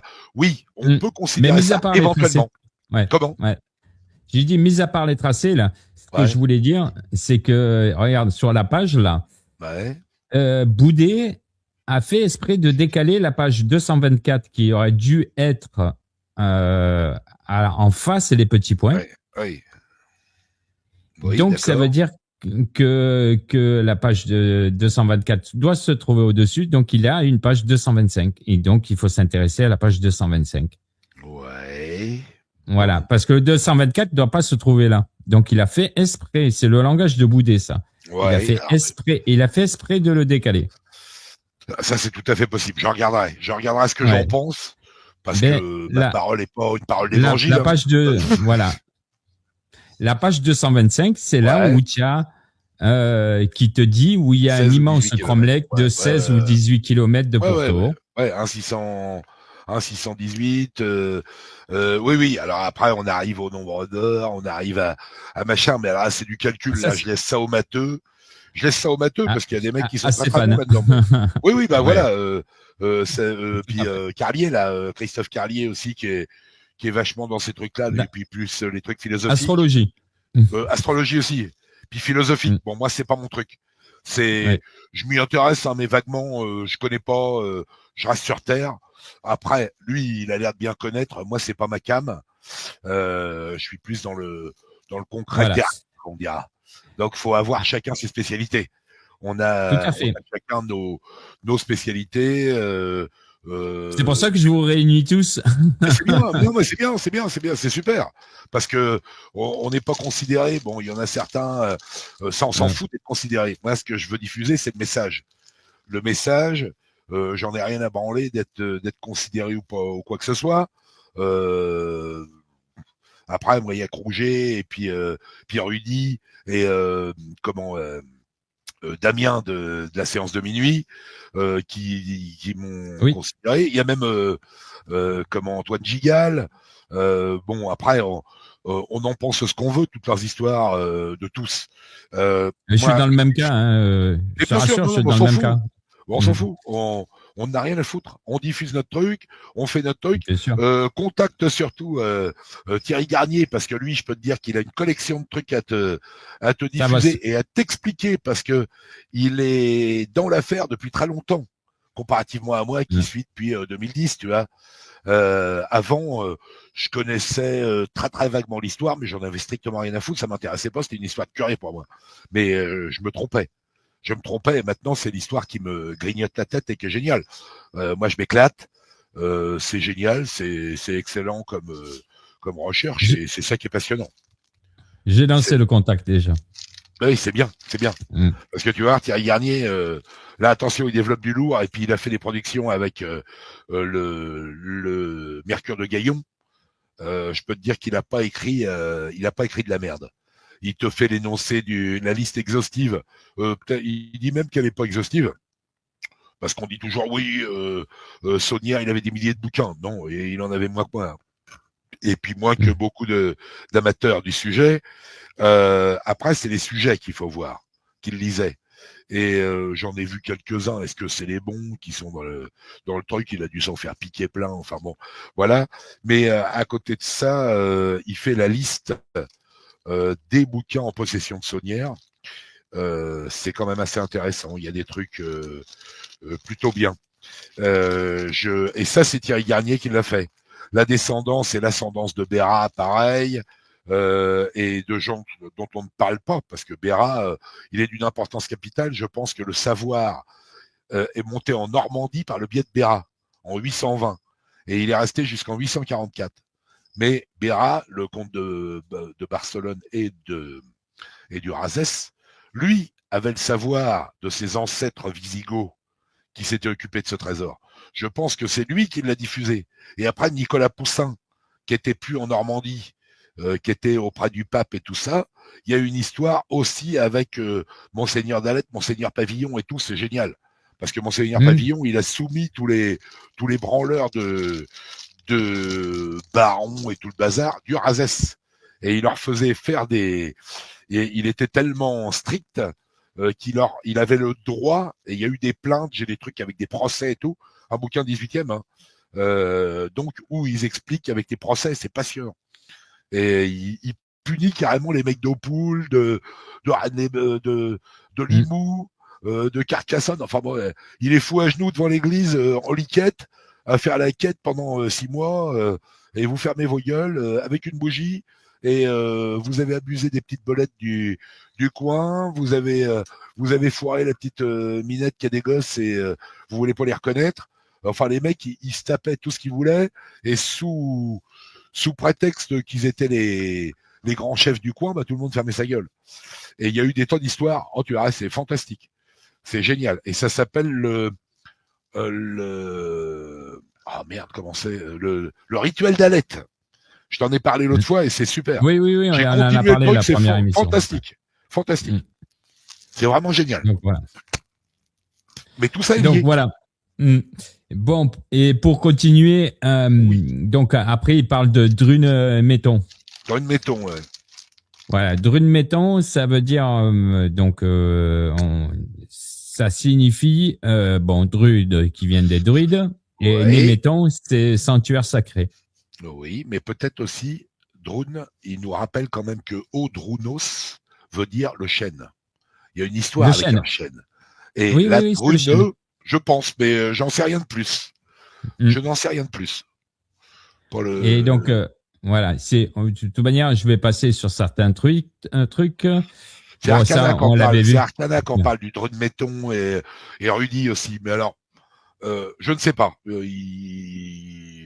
Je m'y suis intéressé que vaguement. Oui, tout à fait. Il y a autre chose que je voulais te dire aussi, c'est quand tu parles, tu sais, des degrés de la station thermale. Oui, bon, oui. Voilà. Alors et ça, donc, voilà. vas-y. Donc ça, c'est, si tu veux, ça rejoint plus, je dirais, le travail de Stéphane, donc dans les premiers temps, parce que il y a 51 degrés, 41 et 40. Oui. Et puis, il dit qu'il faut retrancher les 11 degrés. Donc, les 11 degrés concernent, je dirais, la géométrie sacrée. C'est ce qu'il nous a expliqué. Ça, il savent mieux que moi, les Lascars. Ça, je suis incapable de... Voilà. Par contre, j'ai décodé. Ce que je voulais, voilà. Pardon, ce que je voulais te faire remarquer, que Stéphane non plus n'a pas remarqué, c'est qu'il parle après d'un siphon qui serait à peu près à 1230 mètres. Ouais, je viens de le lire, oui. 1230 mètres. Ouais. On a le 1, 2, 3. Le 1, 2, 3 qui est, je dirais, qui est le triangle parfait, le triangle d'Isis. En maths, j'étais très mauvais. Ouais. J'étais très mauvais. Moi, je te le dis, c'est ça, c'est ce qu'on appelle un triangle parfait. Ça, je vous écoute. Je vous écoute, les gars, parce que là, j'ai pas les capacités. Après, à la fin, il marque leur degré de température accuserait. Et là, il s'est trompé. Est-ce que c'est volontaire ou pas volontaire? Et au lieu de mettre des degrés, il met 930 et répète et 930 mètres de profondeur. Et 2 fois 930 mètres. Et 900 mètres. Non. 930 et 900 mètres. 930 et oui, effectivement, ça paraît un peu bizarre. 930 et 900 mètres. Ouais, je sais pas. Alors, par contre, je peux te dire un truc sur les températures. Oui. Pardon, vas-y. Vas-y, je te laisse. Sur les températures, il y a un autre truc décodable avec ça, je laisserai les gens le faire. Je l'ai fait il y a des années. Je me souviens de ce que j'en extrayais. Donc, il nous parle de pewter. De pewter. Tu vois ce que c'est, le pewter? Non. Non. Tu vas me dire. En anglais, c'est de l'étain. Donc, je suppose qu'il y a, par le biais, très certainement, de Martine de Berthereau au XVIIe, à la période de Poussin, une érudite, une hiérophante, elle, qui devait quand même un peu contrarier Richelieu, parce que Richelieu l'a fait enfermer et elle est morte en prison, cette pauvre femme. Et elle a fait la restitution de Pluton et tout ça. C'était une calée dans plein de domaines. Elle était géologue, astrologue aussi. Tiens, ça pourrait plaire à Christophe Carlier. Martine de Berthereau. Et donc, cette femme a très certainement communiqué à Richelieu que dans des mines d'étain. Parce que là, il cite l'étain. Mais pourquoi cite-t-il l'étain? C'est certainement parce qu'il y a des mines d'étain. Donc, pour les chercheurs aguerris, s'ils vont dans des mines d'étain, peut-être qu'ils vont trouver quelque chose. Donc là, je laisse ça au spéléo et tout le bordel parce que c'est un peu casse-gueule, tous ces bordels-là. J'ai pas envie de finir en charpie écrasé par Oui, je des crois qu'au tonnes. Cardo, il y a des mines d'étain, je crois. Mais voilà, Au bon Cardo. bah avec température et tout le bordel, quand tu décodes le truc, il te parle de pewter.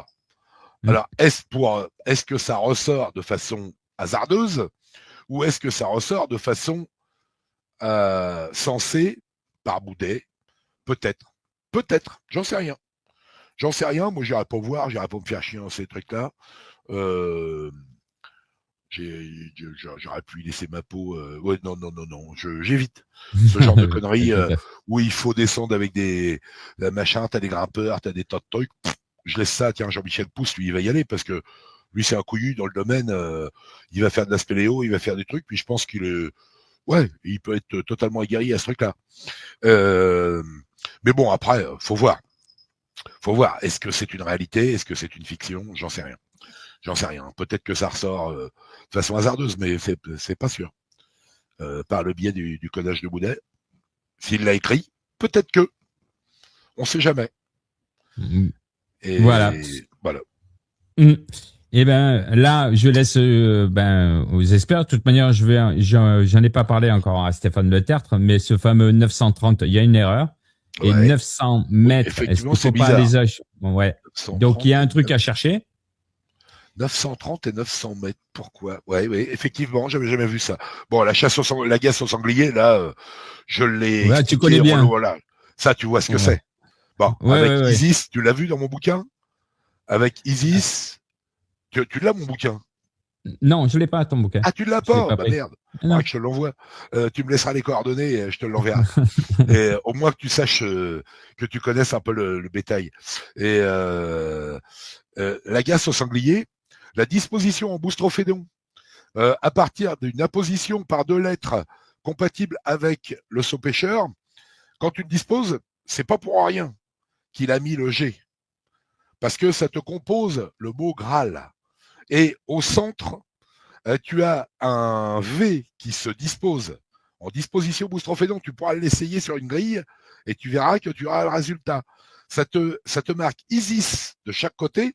Eux qui sont toujours en train de se branler sur Isis, là, ils pourraient quand même un peu se fondre dans le truc. Et au centre, entre les cuisses d'Isis, tu as vraiment l'impression que c'est entre les cuisses d'Isis, tu as marqué Isis de chaque côté, ça te fait un V. Et au centre, V. tu as marqué Graal. Tu as marqué Graal. Je peux dire que ça. Moi, j'interprète par rapport au codage Boudet, c'est-à-dire le codage que j'ai découvert par le biais de ses initiales, et nous arrivons à ça. Donc, ça paraît quand même un peu fantastique d'arriver à cette disposition en boustrophédon, qui là n'a pas besoin d'être codé. Tu as juste à marquer la gasse au sanglier tout autour.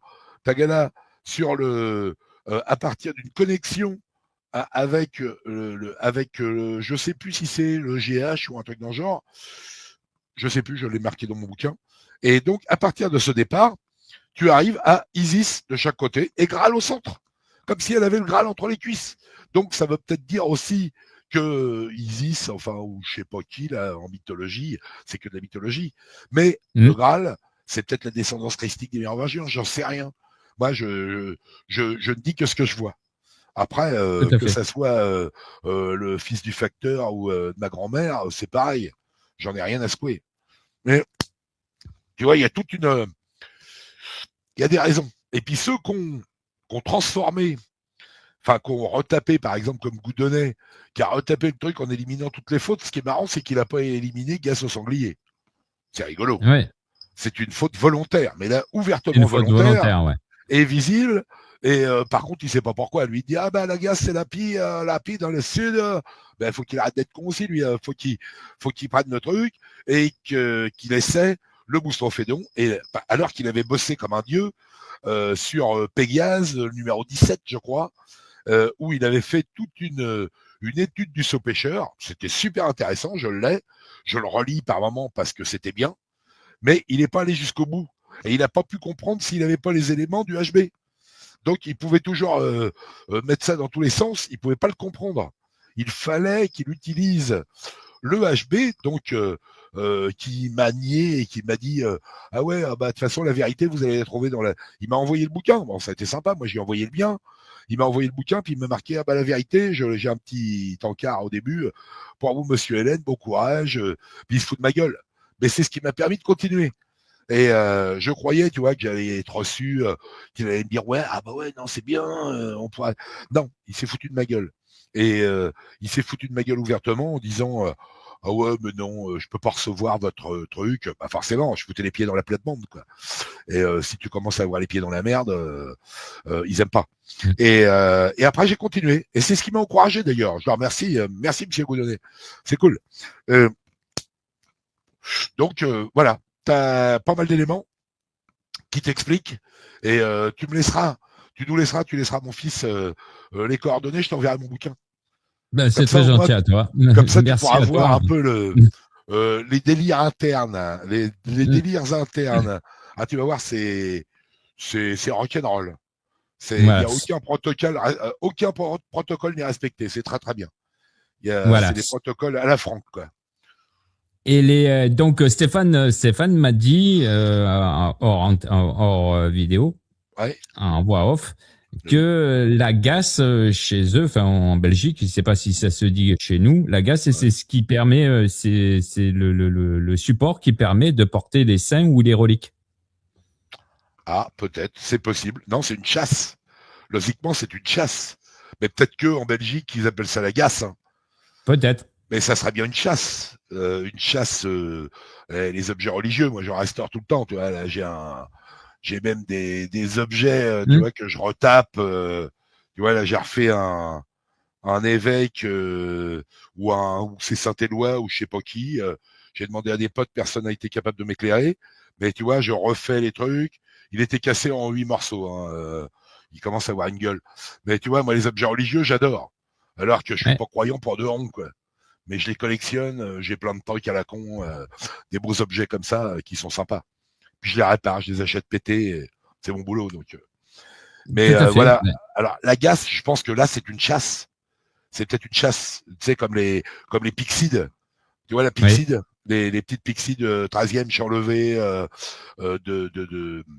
de Limoges, les émaux de Limoges, les prémices des émaux de Limoges, enfin les prémices. Non, c'est les tout premiers trucs 12-13e ou en émaux de Limoges, c'est magnifique. Ou des Christ machin, c'est superbe. C'est des super objets. Mais c'est possible que ça soit la chasse. Que ce soit la chasse et qu'il nous le fasse remarquer, ouais. Bah oui, logiquement, une chasse, c'est une chasse, la chasse religieuse, là, c'est le truc avec pour mettre des objets pour transporter les morceaux de saint ou les morceaux de croix ou tout ça. Logiquement, c'est une chasse. Logiquement. Peut-être qu'ils appellent ça autrement. C'est des Belges en même temps, donc j'en sais rien. Leur dialecte, il y a, tu sais, dès que t'es dans le Nord, ils parlent un peu bizarrement. Enfin, ils ont des propos qu'on n'a pas chez nous et vice versa. Nous, on parle en patois normand. Moi, j'ai été éduqué avec ma mère. Je parlais avec des mots de normand, quoi. Donc, une kève, un quin, mais comme dans le Nord, là.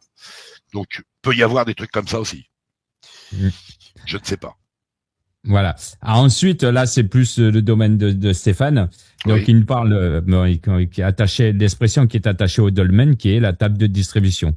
Ouais. Donc, Stéphane, je l'ai dit aux auditeurs, pour ceux qui l'auraient pas vu, a utilisé un rapporteur. D'accord. Et a utilisé les éléments qu'a donné Boudet pour pouvoir le tracer par rapport au rapporteur.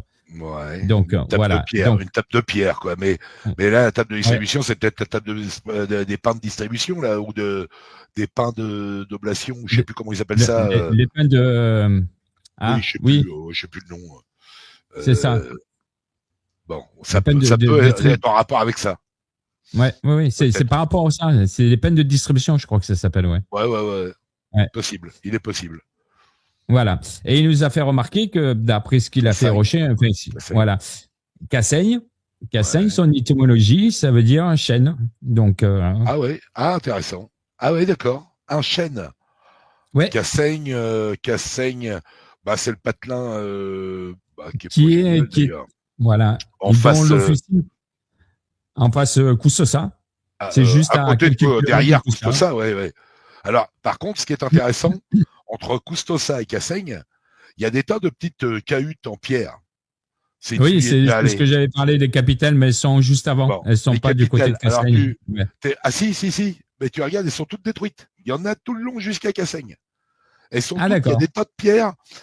Tu as toutes celles qui sont construites, qui sont dans les champs. On est allé les voir, on les a photographiées. Par contre, il y en a. Alors, moi, je pensais que ça pouvait être des cabanes éventuellement celtiques, mais je me dis qu'à côté d'un château médiéval, c'est pas logique. Ça aurait été rasé par les assaillants. Sauf qu'il y a des sortes de boris pour abriter les bestioles. Hein. Mais il y en a, elles sont complètement fermées. Alors là, par contre, c'est étrange. Ça fait un peu comme des cairns, mais des cairns miniatures, tu vois, c'est des petits cairns avec des petits. Qu'est-ce que c'est? J'en sais rien. Là, les historiens Des du tombeaux. coin, Je je te ne le sais dis pas. parce que nous, dans ma région, on en a complètement c'est quoi? fermés. C'est des tombeaux. Ah, c'est des tombeaux. Ah Mais bah oui, mais c'est quoi comme tombeau? Quelle période? très, C'est très quoi? loin. Proto-celtique?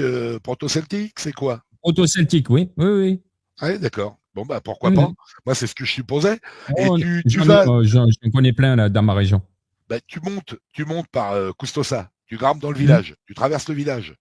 Et là, juste derrière, à quoi 100 mètres, 200 mètres, peut-être même pas 100 mètres, dans les champs, il y a ces cabanes-là. Il y a des boris et il y a des trucs fermés, comme des tombeaux. Parce que là, qu'est-ce que tu veux foutre là-dedans? C'est des tas de pierres. Mais tu vois bien que c'est des tas de pierres construites il y a peut-être quelque chose à l'intérieur. Il y a sûrement quelque chose. Et Oui, c'est dessous. quand tu continues et que tu vas vers Cassaigne, le patelin où il y a des petites mamies devant la porte avec leurs chiens et leurs chats, tu te rappelles, Minou? Les petits chiens puis les petits chats, là, il y en avait partout. Et les mamies, elles nous regardaient, elles avaient l'air de se dire qu'est-ce que c'est encore que ces comptes touristes. T'as raison. Et on s'est perdu, on s'est foutu dans des cul-de-sac. On était obligé de retourner. Bon, c'est un petit village à la con. Sauf que sur toute la route, sur les 2-3 kilomètres qu'il y a jusqu'à Cassaigne, enfin peut-être 2-3 kilomètres, j'ai remarqué qu'il y avait des tas de pierres partout, des substructions, manifestement, deux cabanes comme ça. Alors qu'est-ce que ça a à foutre là avec autant de cabanes et d'espèces de trucs qu'ils appellent les capitelles? Ouais. On en voit plein, mais il y en a plein. T'as qu'à regarder, j'en ai dénombré, je sais pas, peut-être une 50, 80. Il y en a Oui, énormément. monsieur. On voit bien que dans la forêt qui est sur le côté gauche, il y a un petit bois, on voit des tas de pierres aussi, il y en a partout dans les champs. Qu'est-ce que c'est? Je sais pas. Ça, je ne comprends pas, mais on n'a pas la culture du Sud, nous. Donc, dans le Sud, peut-être que Voilà. vous avez des trucs qu'on n'a pas, et nous, chez nous, c'est C'est ça. ça. C'est ça. Je ne sais C'est pas. exactement ça. Et nous, il y a dans le village où j'ai, et ils ont fait des fouilles parce que c'était des tombeaux à l'époque de cette époque-là. D'accord. Et donc c'est bien confirmé. Ils ont retrouvé des reliques et tout à l'intérieur. Mais quel genre de reliques? Des pierres, du Des bronze? pierres, du bronze. Il y avait du bronze, des pierres. Il y avait, Donc c'est ils période de avaient des l'âge du crânes. bronze. Donc on est en Ouais. 2000 avant Jean-Claude jusqu'à 700 avant Jean-Claude, quoi. C'est ça. Donc enfin Jean-Claude C'est Jésus-Christ, ça. hein, mais Oui, on a vu. donc voilà. Donc pendant 1300 ans à peu près, avec le Ouais. bronze ancien, bronze moyen Mm. et puis bronze récent. Après, ça correspondrait, oui. Chez nous, ils en ont étudié aussi. Hein. Il y a même comment l'autre qui était à Octaillade, Bernard de Montfaucon. Lui, il est venu étudier des pierres celtiques dans notre coin, à côté des Andelys, à côté de l'endroit où est né Poussin. Et il a étudié une tombe au XVIIe. Ah, faut déjà le faire. C'était les prémices de l'archéologie, là. Les prémices, là, c'est les antiquaires à l'époque, mais fantastique. Et lui est devenu quand même confident de Louis XIV. Il est devenu remplaçant du confident de Louis XIV. Bernard de Montfaucon, qui habitait à Octaillade. Alors lui, une pointure aussi, celui-là. Il parlait le syriaque, il parlait plein de langues orientales, et il a même contribué à ressortir la tapisserie de Bayeux des poubelles. Enfin, des poubelles. Ça partait en voyage, ça s'abîmait. C'est lui qui l'a valorisé. Et il s'est intéressé à des pierres celtiques. Il a étudié un dolmen, enfin tout un cromlech. Est-ce un cromlech? Non, c'était une disposition. Il y avait des Anglais qui s'y étaient intéressés au XVIIe. Enfin, tout un bordel. C'est très intéressant à étudier. Donc, moi, comme je suis dans le coin, j'y suis tout le temps. Donc, mais ces Voilà. monuments ont disparu. Hein. Ces monuments Voilà. ont a priori disparu. Pardon. Hmm. Vas-y, Alors là, bon, pour continuer, parce que c'est Stéphane qui a fait les découvertes, Stéphane Le Tertre. C'est dans un bouquin d'étymologie. Donc, et comme par hasard, pour un petit village qui est de 70 habitants, on retrouve Cassaigne dans l'Aude. D'accord. Et c'est quand même assez rare. C'est quand même pas fréquent, hein. Ouais. Et en plus de ça, c'est que Cassaigne, la paroisse de Cassaigne, elle était sous le commandement de l'abbé Gélis.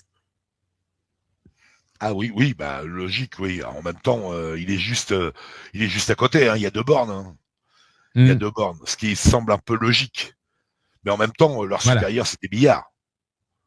Oui, mais ce que je veux dire par là, c'est que par rapport à son assassinat, c'est que peut-être que l'abbé Gélis avait des informations que, moi je pense, les saunières ne savaient pas. Ah, c'est possible. Tout à fait possible. Tu sais, ils devaient être tous assez discrets, hein, les loustiques. Hein. Lui, a priori, Gélis, c'était quand même un loustique qui devait être très, très discret. Puis Boudet encore plus, et Saunière qui était le fanfaron de la bande. C'est ça. Le fanfaron de la bande qui allait se taper les minettes, certainement, et qui faisait des tas de trucs, qui était un peu rock'n'roll, quoi. Il était pas trop soumis à l'autorité ecclésiastique, je pense. Voilà. Après, bon, ça reste des suppositions. Bien sûr. Tout à fait. Et là, pour finir, on va finir par là. Il nous a montré la fameuse église. C'est l'église de Cassaigne. Ah oui? Ah, elle est belle. Ah, il y a une église à Cassaigne? Ouais. D'accord. Ah oui, je me rappelle pas. Ah tiens, Minou, regarde, il y a l'église de Cassaigne, elle est vachement belle. Avec un... Ah, elle est super. Et si tu remarques, la croix, elle est en forme de chêne. En forme de chêne. Tu la regarderas de plus près, c'est un arbre. Ah ouais? Ah oui? Ah, intéressant. Tu sais, tu vas à l'église de Roquetaillade. L'église de Roquetaillade, il y a le mot Graal écrit, non, comme à Rennes-le-Château. Tu as, attends, si je me souviens bien, oui, c'est à Roquetaillade. Il y a Sainte-Germaine-de-Pibrac. Il y a Saint-Roch. Le L, alors je sais plus. Je crois que je m'étais planté je crois que c'était Saint-Luc. Il y a rien de sûr, il y a rien de marqué. Par contre, le AA, c'est Jeanne d'Arc et le curé d'Ars. Donc G-R-A-A, parce qu'ils ne l'ont pas fait qu'avec Saint-Antoine de Padoue il y a peut-être même Saint-Antoine de Padoue. Mais tu peux composer le mot Graal, parce qu'ils sont toujours en train de se pignoler là avec le L que tout le monde met en doute et pas en doute. Autour de la chair, il y a tout un nombre d'évangélistes, de saints. Oui. Et donc, ils prennent Saint-Luc pour cautionner le fait qu'il y a le mot Graal. Oui, c'est disposé en M, oui. Il y a la petite vieille, la petite dame, la mère de Hélène, qui m'a dit à une époque, il y a 10 ans, elle m'a dit oui, mais ils ont changé l'emplacement. Merci Minou. Ils ont changé l'emplacement des statues. Alors là, après, je sais pas. Quand on prend les cartes postales de Saunière, j'en sais trop rien. J'ai des anciennes photos, pas toutes. C'est pas vrai. Oui, mais voilà, on est sûr de rien. Sauf que dans les églises du coin, alors pas à Serres, il n'y a pas ces saints-là, ce qui est étonnant. Mais dans d'autres églises comme à Roquetaillade, comme à certains endroits, il y a GR. Alors, dès que tu vois Sainte-Germaine-de-Pibrac, ça te fait loger. R, c'est Saint-Roch, avec son bubon et son chien. Saint-Antoine de Padoue, quand on l'a, bon voilà. Saint-Antoine ermite. Et le dernier, c'est difficilement identifiable quand tu as des saints, ça va être Saint-Glinglin ou je sais pas quoi. Est-ce qu'il commence par elle? Je n'en sais rien. Alors après, j'ai les martyrologes, j'ai les tas de trucs, je cherche, je pose des questions même à Internet de temps en temps, mais je prends plus mes bouquins, où j'ai plus confiance. Des bouquins 17e, 18e, machin, c'est quand même un peu plus un peu plus clair que Wikipédia, parce que Wikipédia, voilà. Merde, je me brûle la gueule. Et donc, de ce fait, le mot Graal est diffusé dans pas mal d'endroits. Tu vas à Crou. Est-ce que tu connais Crou? Non. C'est un endroit très particulier.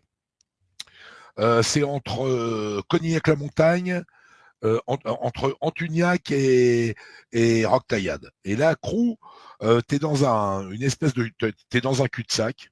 Et là, tu as une espèce d'église ancienne qui est une maison particulière. Maintenant, c'est magnifique avec deux colonnes qui sont pas Jacquin et Boaz. Hein. Et quand tu vas quand tu vas tout au bout du village, merde, c'est une attaque des francs-macs. C'est mon café. Et donc, de là, tu vas tout au bout du village et là, tu arrives à un terrain plane avec des vignes et tout. Et tu as une petite chapelle qui a cramé dans les années, je sais plus combien. Et ils ont refait tout ça. Alors, à chaque coup, je vais voir ce petit truc-là parce que c'est un endroit paisible. Il y a une fontaine avec de la flotte. En plein été, t'es bien. Tu t'arroses la gueule, tu fumes ta clope peinard en regardant le visuel général. Et cette église de Crou, elle est très peu connue. C'est un mec un jour à Rennes-le-Château qui m'a dit tu devrais essayer Crou, il y a des trucs. Bon, je suis allé jeter un coup d'œil. Bon, oui. Il y a des statues anciennes. Alors, sait-on vraiment ce qu'il y avait dans cette église? Il y a un reste d'une espèce de vierge, mais vierge noire parce qu'elle a cramé, je crois. Enfin, il y a un truc. Mais l'endroit est étudiable aussi. Tu vois, pour voir un peu s'il y a des. Alors là, il n'y a pas Saint-Germain-de-Pibrac, il n'y a pas Saint-Roch. Je sais plus ce qu'il y a comme ça. Bon, j'ai regardé. C'est à voir, de toute manière. Ouais. Je commence à chercher. Ouais. Ah oui. Je commence à chercher aux alentours parce que je suis tombé sur Brenac. Quand on a fait l'émission avec Rina, je suis tombé sur Brenac et Nébias. Ah oui, alors Nébias, génial. Voilà. Et il y a pas mal d'informations qui se croisent. C'est ça qui est intéressant. Alors, Nébias, il y a un truc particulier, c'est que c'est en ligne droite de l'entrée du château de Puyvert. C'est ça. Tu es à exactement 3,5 km environ, et tu es dans la façade du château de Puyvert, et là, tu arrives au labyrinthe de Nébias, qui est déterminé comme étant le labyrinthe vert, machin, tagada. Ils te disent qu'il n'y a qu'1,5 hectare mais c'est complètement faux. Quand tu te balades dans Nébias, tu y passes des heures.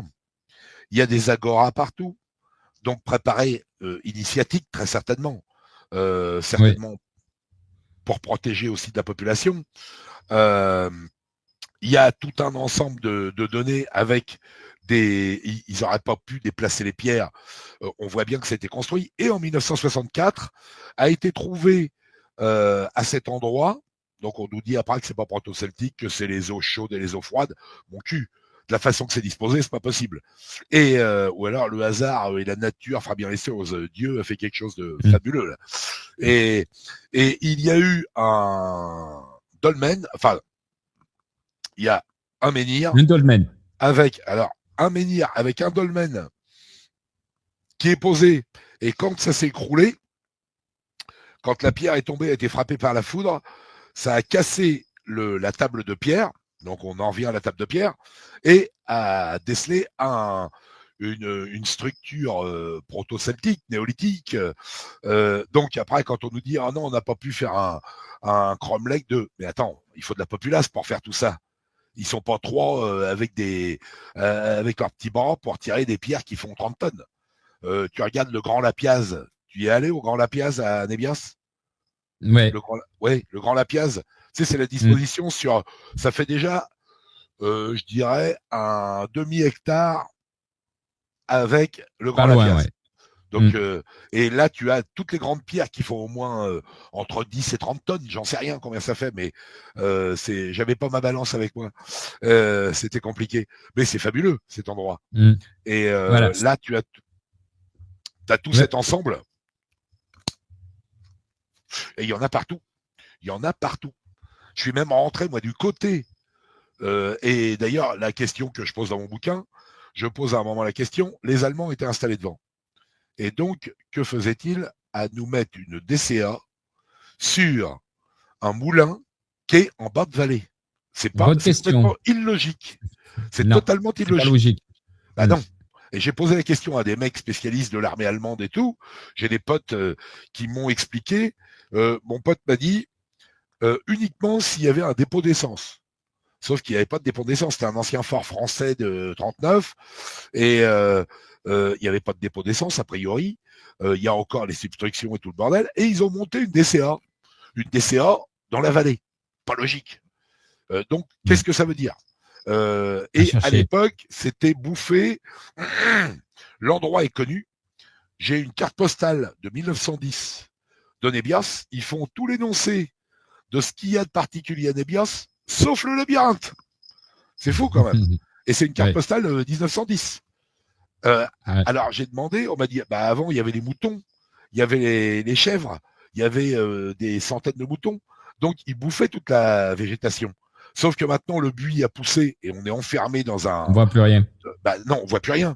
Mais à côté de ça, il y a 30 ans en arrière, il y avait des moutons. Donc, tout était visible à l'œil. Donc les gens, ils voyaient bien que c'était pas un truc normal, que c'était totalement anormal. C'était impossible de tracter les pierres, de les mettre.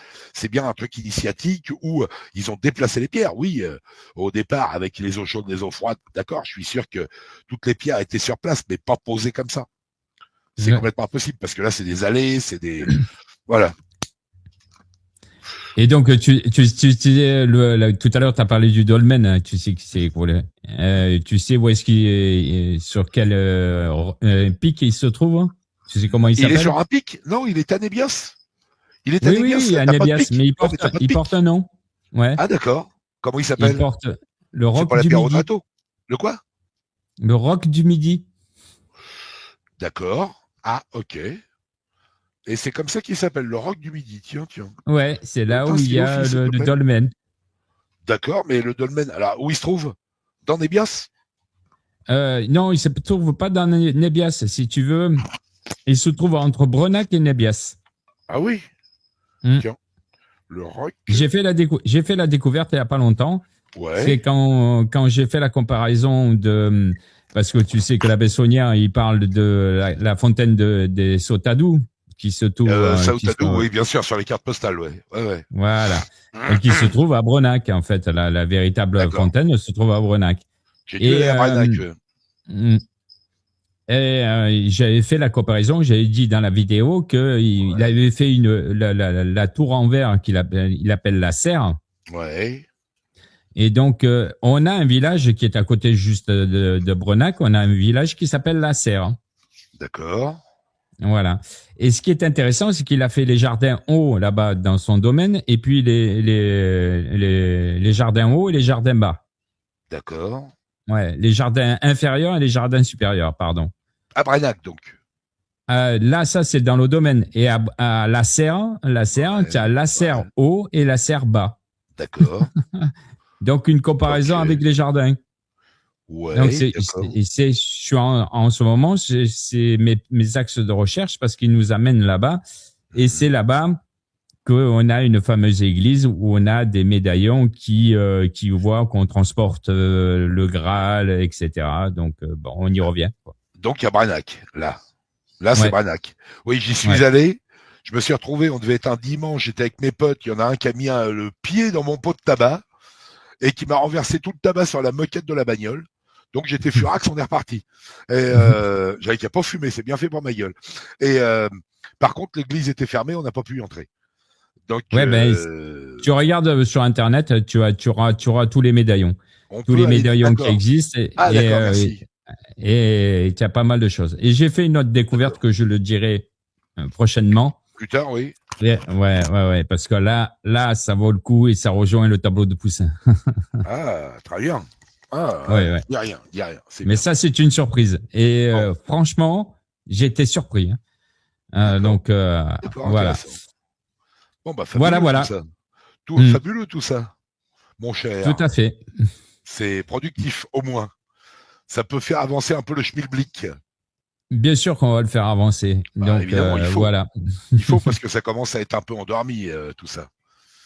Donc, tout à fait. Donc, on va relancer tout ça. Et puis, bon, avant de finir, je vais peut-être organiser un direct cette fois-ci. Je sais pas si tu es d'accord. Donc, je te prends à témoin devant tous les auditeurs.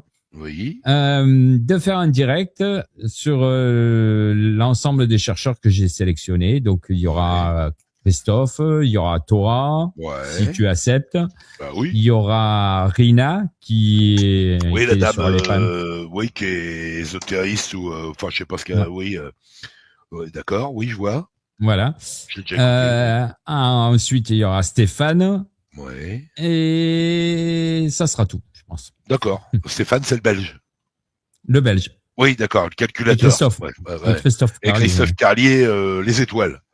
Voilà. Les étoiles, le mystique, ouais, très bien. Oui, Et oui, peut-être oui. Rudy s'il accepte. Ah bah pourquoi pas. Bah ça serait bien. Oui, oui, parce qu'il va avoir des choses à dire, Rudy. Donc voilà. Donc si bien. t'es partant, je te le propose. Ouais. Bah propose à Rudy aussi, ça va lui plaire. Mm. Ça va lui plaire. Très certainement. Bon bah ça roule, Voilà. Steph. C'est génial. Excellent. Ok. Ça marche. Donc je te prends sur le mot. Hein. Donc t'as des témoins. Hein. Tu me contactes et puis on fait ça. Hein. Tu me dis quand est-ce que c'est, ou tu m'appelles comme on a fait et puis voilà. Tu me dis Il n'y a pas de souci. Quand est-ce que ça roule quoi. Hein, d'accord. Ça marche. Fantastique.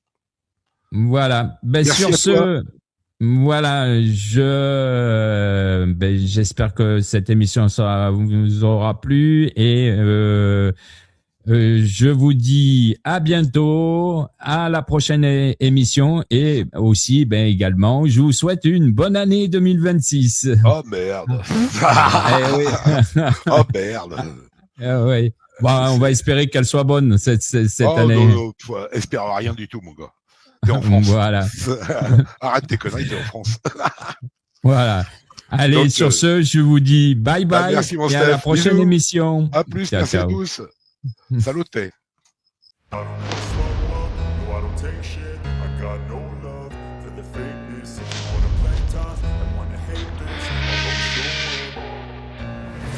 Slow up, no I don't take shit, I got no love for the fakeness. If you wanna play